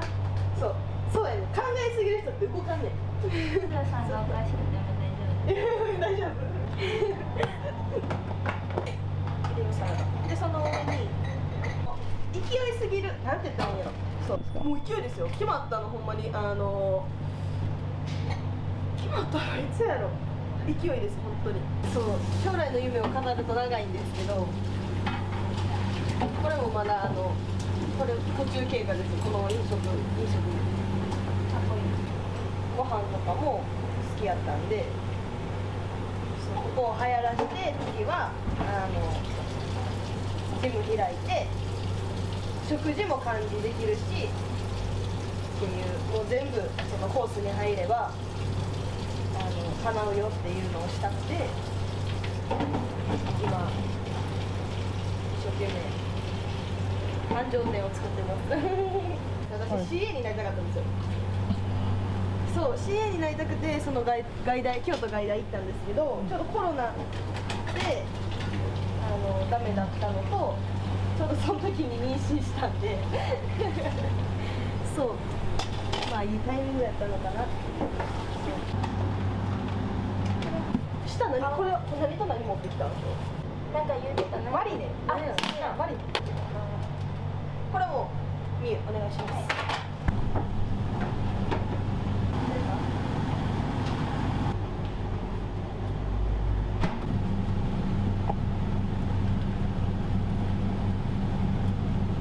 みゆごめんなさい。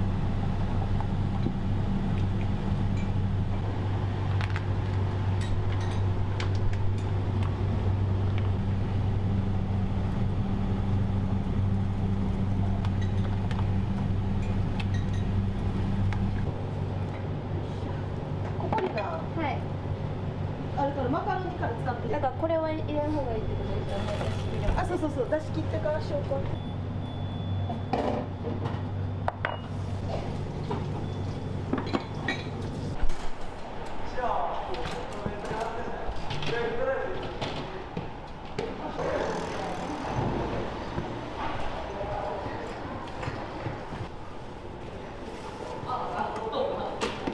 お箸あるところからどうぞ。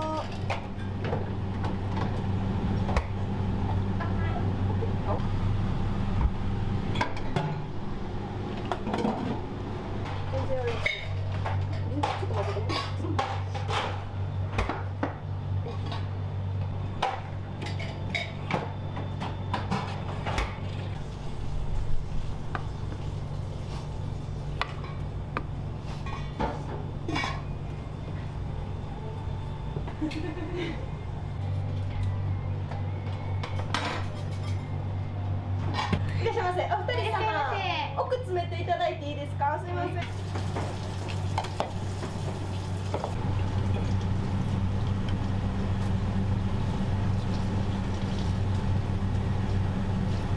ありがとうございます。よかった。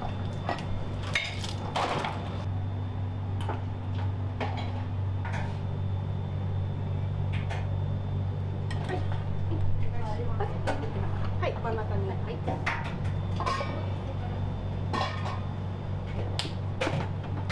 お待たせしてます。下にね、マカロニ入ってる。あ、はい。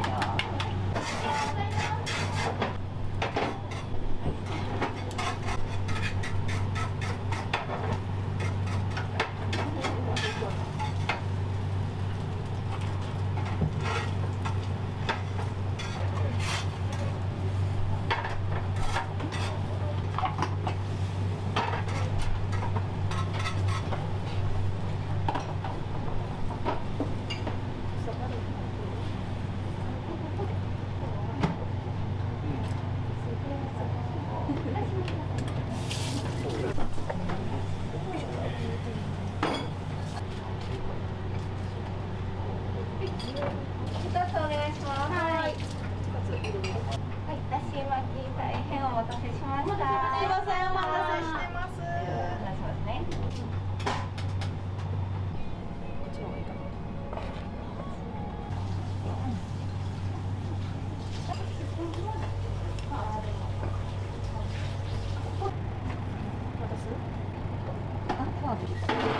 前ごめんなさい。はい。はい。すみません、ボスランチお待たせしました。ご飯少なく。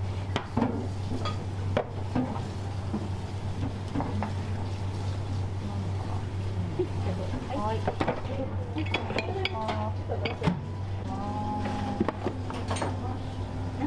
はい。お待たせしました。ホイコーローです。お待たせしました。1200円です。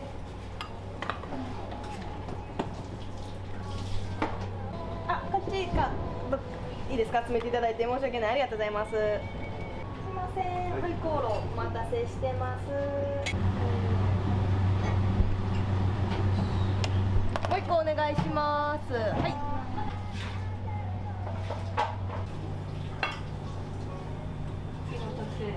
だから飲んでくれるやろ。あと1で卵。はいはい。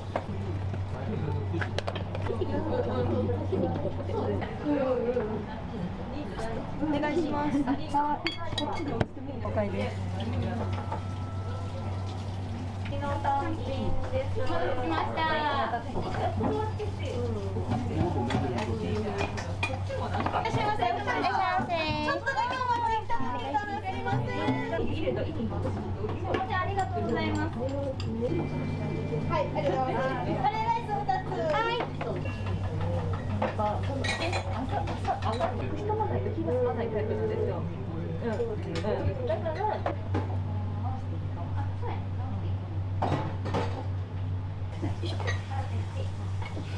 お願いします。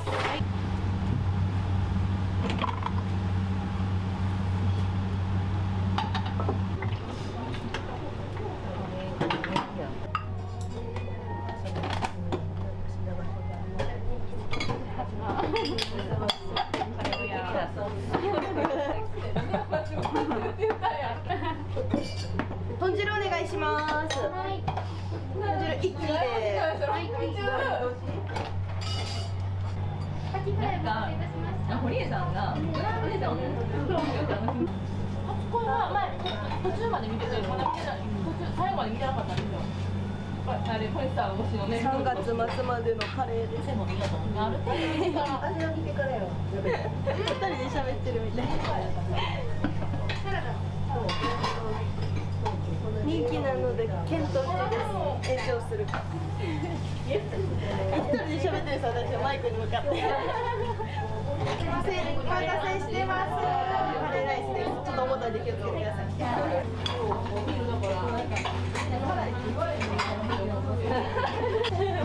もう言わしてるって。ありがとう。ありがとうございます。いってらっしゃい。すいません、お待たせしてます。ホイコーローです。ちょっと重たいで気をつけてください。はい、お願いします。いらっしゃいませ。お二人様。お疲れ様。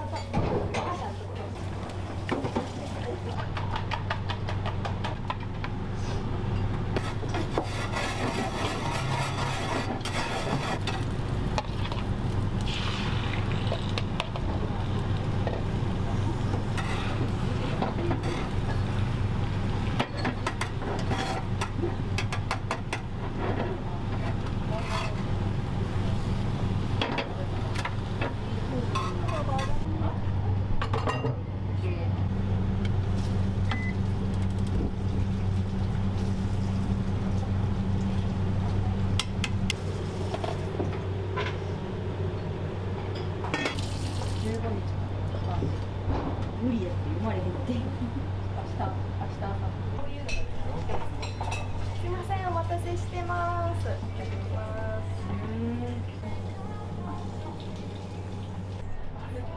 麻婆豆腐、ごめんなさい、もう一回行かして。麻婆豆腐です。置いてきます。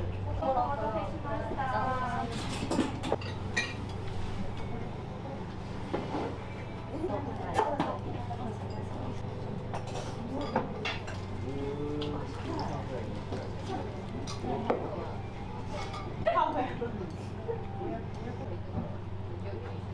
誰だよ出張出張ありがとうございます。ありがとうございます。ありがとうございます。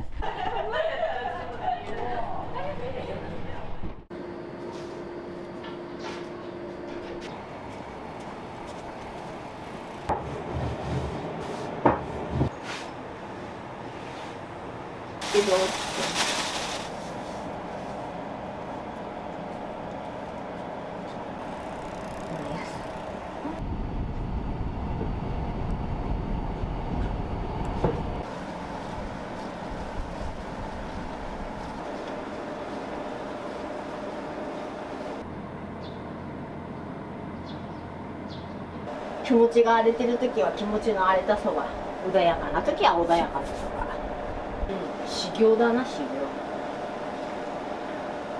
人生の修行だ。無にもなれますよね。なんていうの、集中してあんまりね、ほら心をしてなくて一日のうちないじゃないですか。黙々とするし。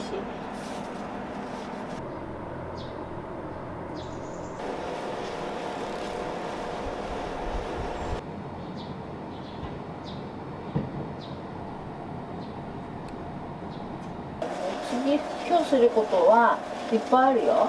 揚げなす、揚げなす豚の生姜焼き作って、あとなんだっけ、もつ作って、だし巻き巻いて、でお母さんとちらし寿司作って、おにぎり作って。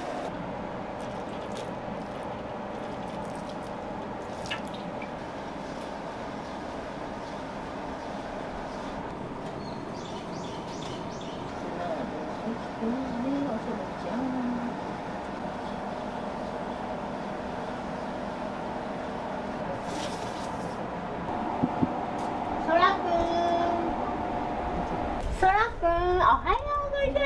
今日は涼しいね。よかったね。暑くないよ。うちは本当常連さんで、さっき撮ったおじさんも常連さんでしょ。さっきバイバイした人は必ず毎週土曜日に来るお客さんでしょ。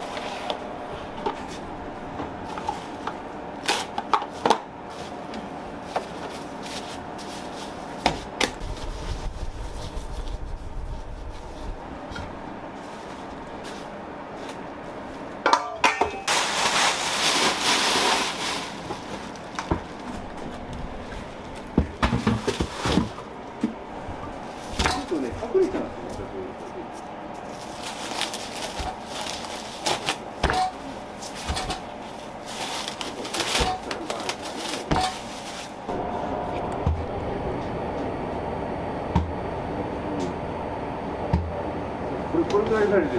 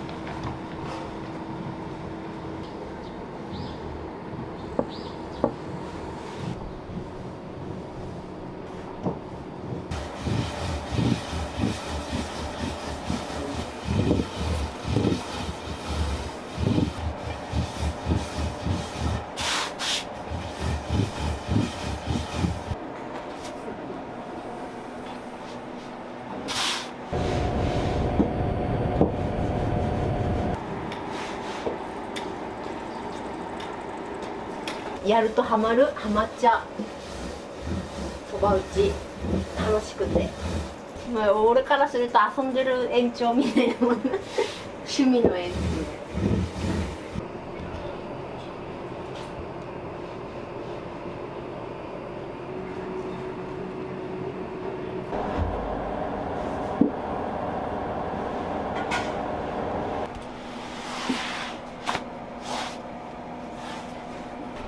今度は上手にできたわ。ほらね、きれいきれい。失敗ばっかりして失敗しないですよね。えいちゃん頑張れ、えいちゃん。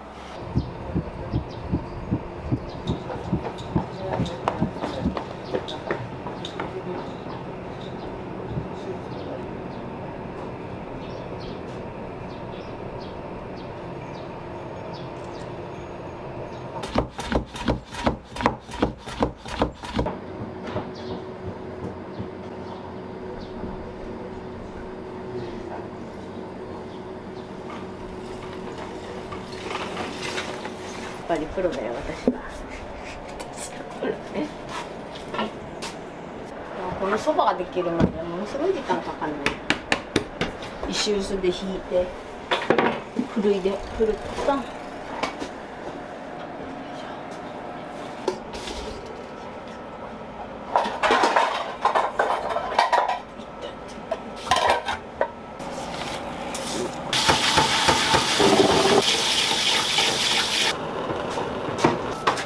壊れちゃったの。凝ってるよまだ豚もつが。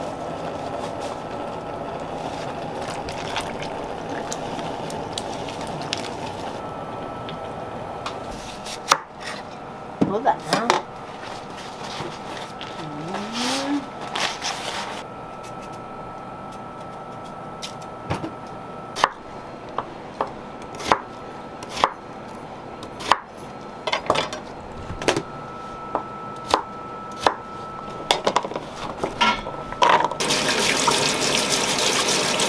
宮崎のごぼうだ。一応ね九州のものをいっぱい使おうと思って。米もねこの前までは熊本の使ってたんだよ。でも米高くて、米高いよ。びっくりするだ。米はだけど残しちゃいけねえだ。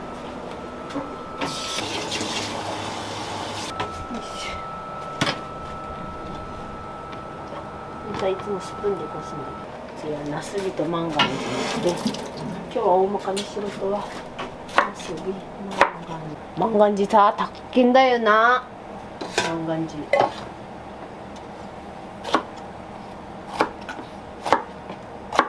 やっと帰ってきて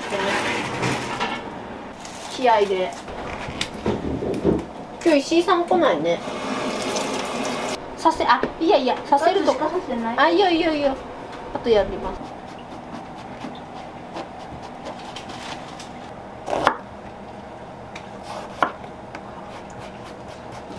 今日さ暑い外。部屋の中は涼しかったんだね。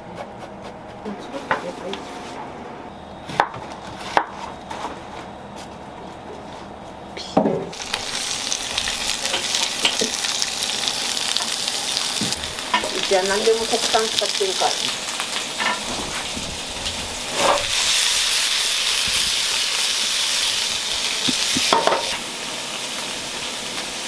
一度に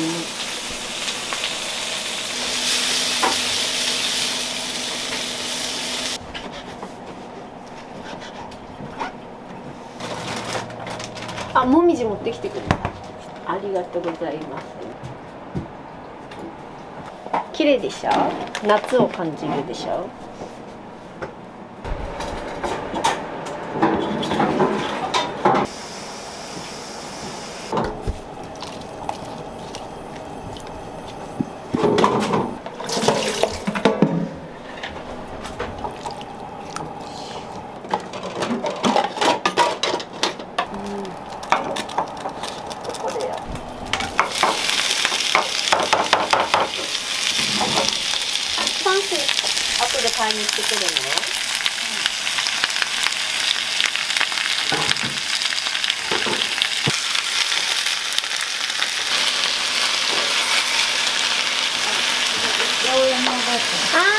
ばあちゃん、八百屋のおばあちゃ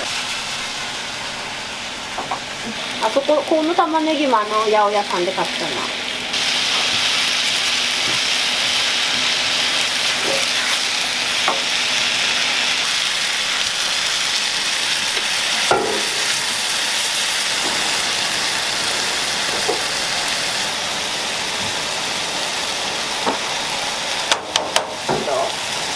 でも全部持って帰ってないから。汚い、どうしよう。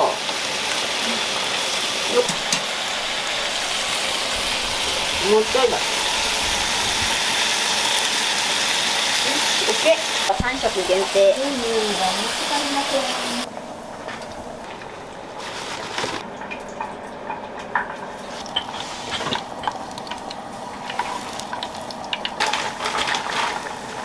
足の毛巻いて、あと何するの？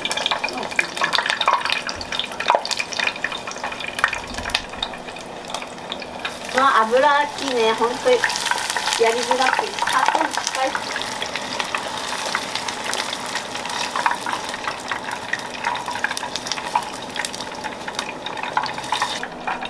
いつもね、大声で歌いながらやってるから。歌いながら。見ようかな。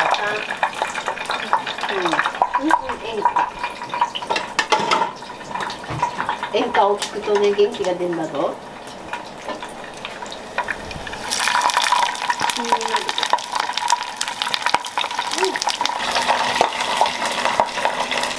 マンガンジーは危ないです。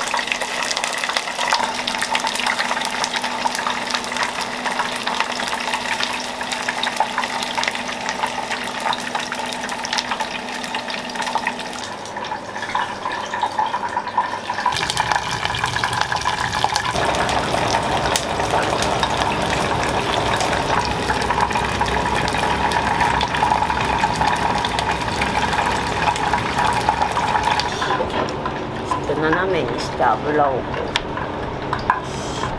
よし。次は何だ。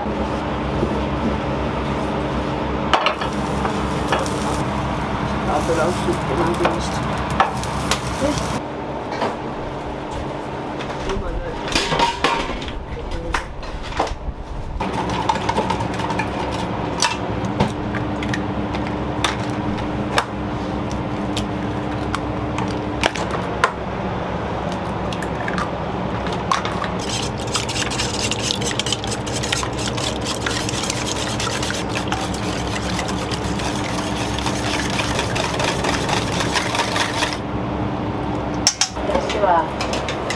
一応それ寝かせて使うからでも美味しい出汁がある取れたわけよ。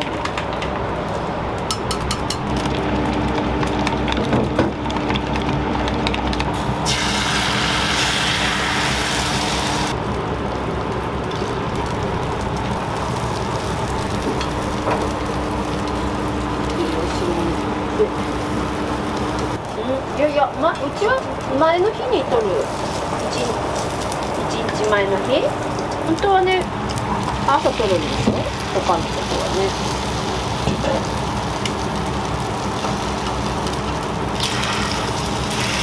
あ、お母さんご飯炊けました。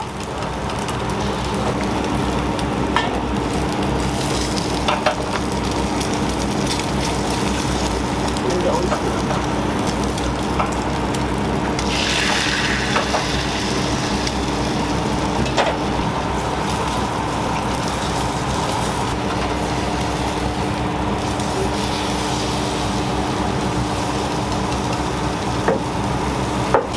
ありがとうございます。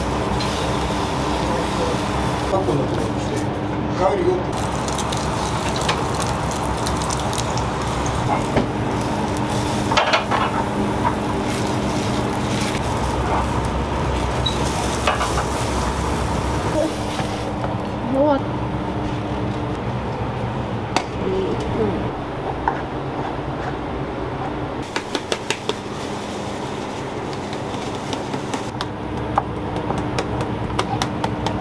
ご飯が弱いんですよ。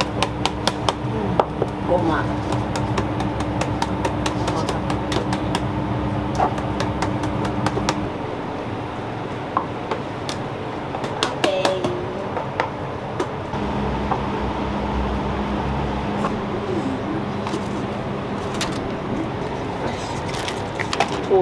ね。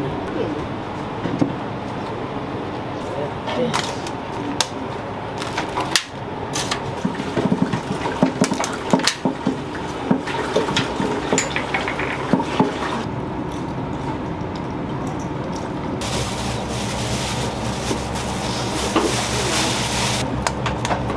はい、買ってみると。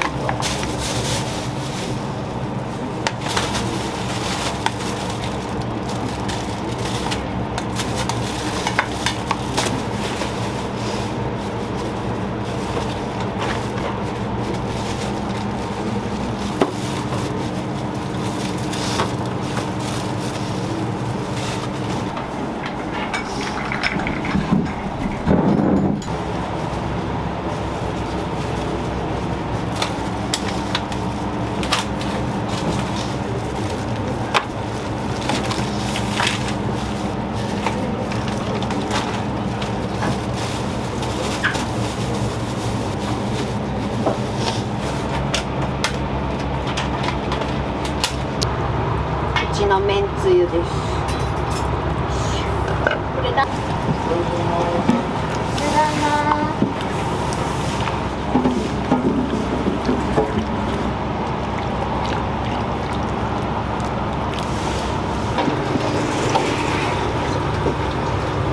母ちゃんちょっと飲んで。気持ち薄いかな。もうちょっと味噌だな、味噌。よいしょ。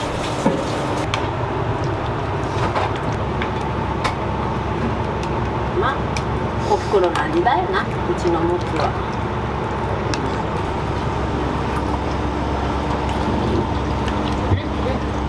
合格合格。お豆腐とね、しいたけを入れて。あ、干ししいたけね。うん。よし。あ、捨てるともったいないじゃない。ほら、具だくさんでいいでしょ。何でもいいんじゃないの？わかんない。何でも入れてるよ。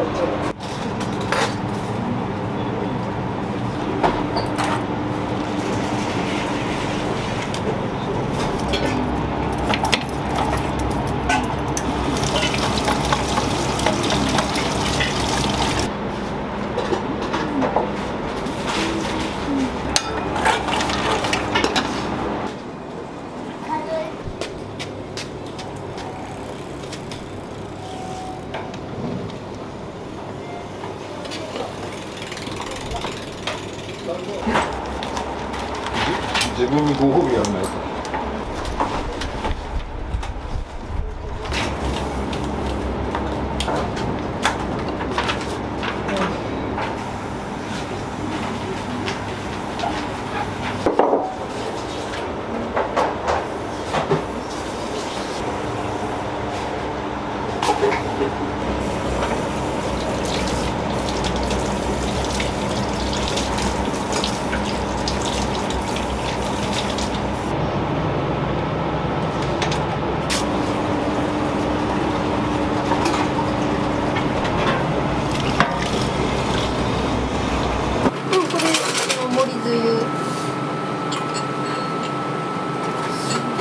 返し具が。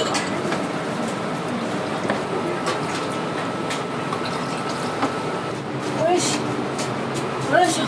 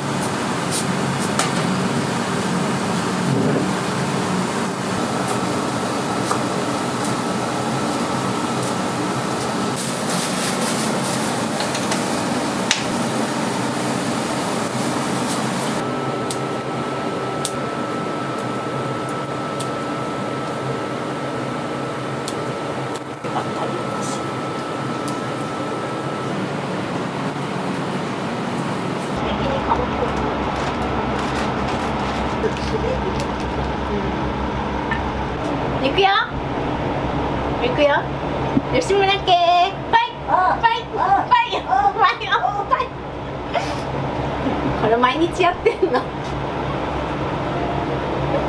これお送りするとね、お客がいっぱい来るの。毎日やってる、本当に毎日。一日やんなかったことあんの、忙しすぎて。そしたら暇だったからね、その日ね。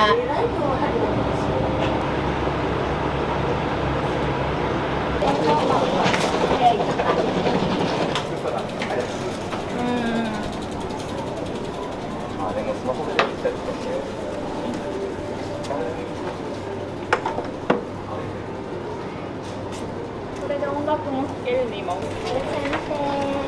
こんにちは、いらっしゃいませ。こんにちは、お待たせしました。遅くなっちゃった。はい、ございます。2枚、はい、承知しました。お母さん10割の大盛り入ります。はい。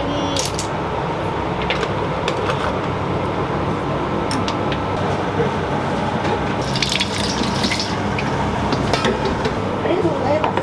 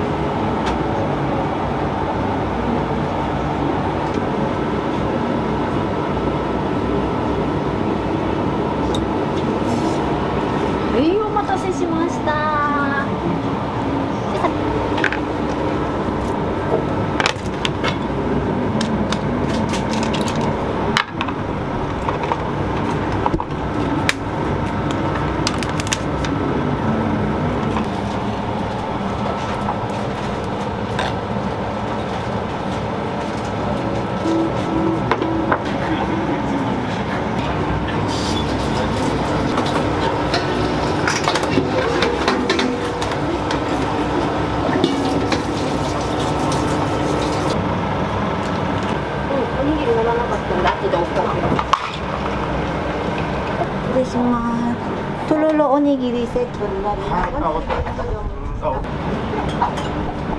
はい、だし巻きどうぞ。どこの店？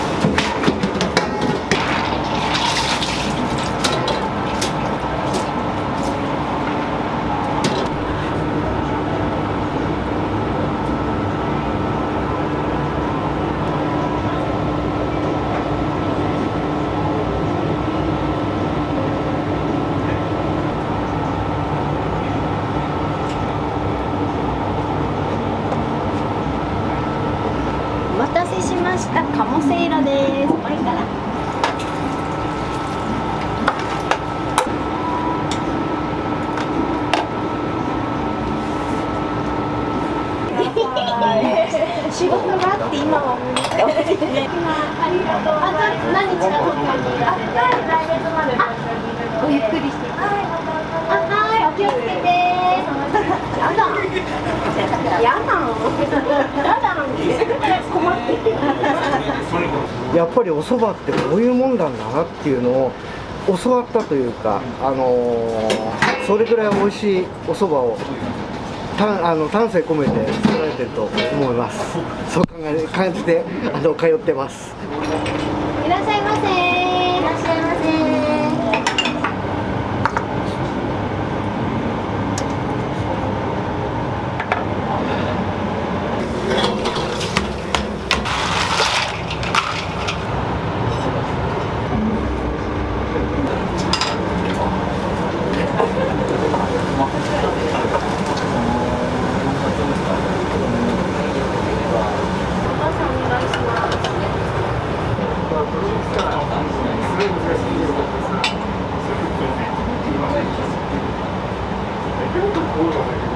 はい、そば湯後ほど出します。離します。ごゆっくりどうぞ。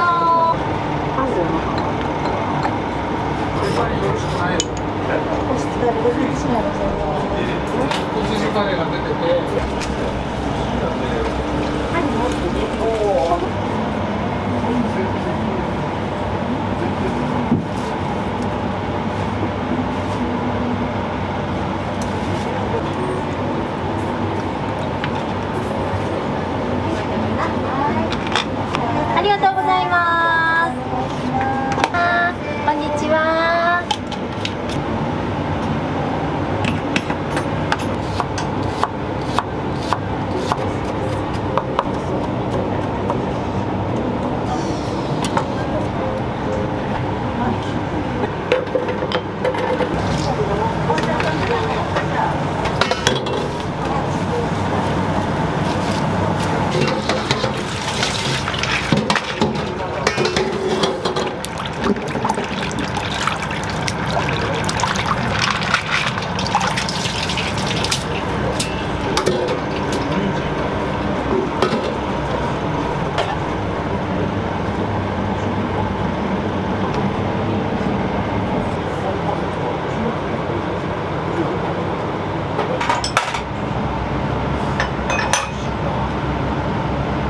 お待たせしました。どうぞ。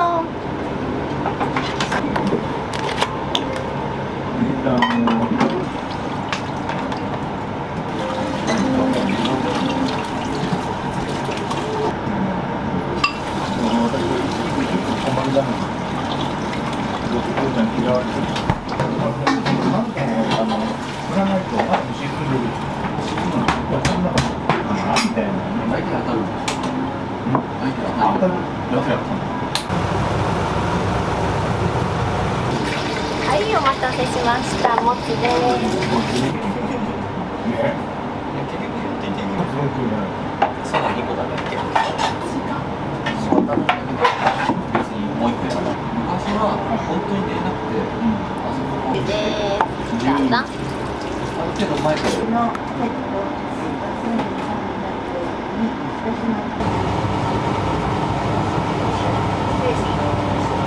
ぞ。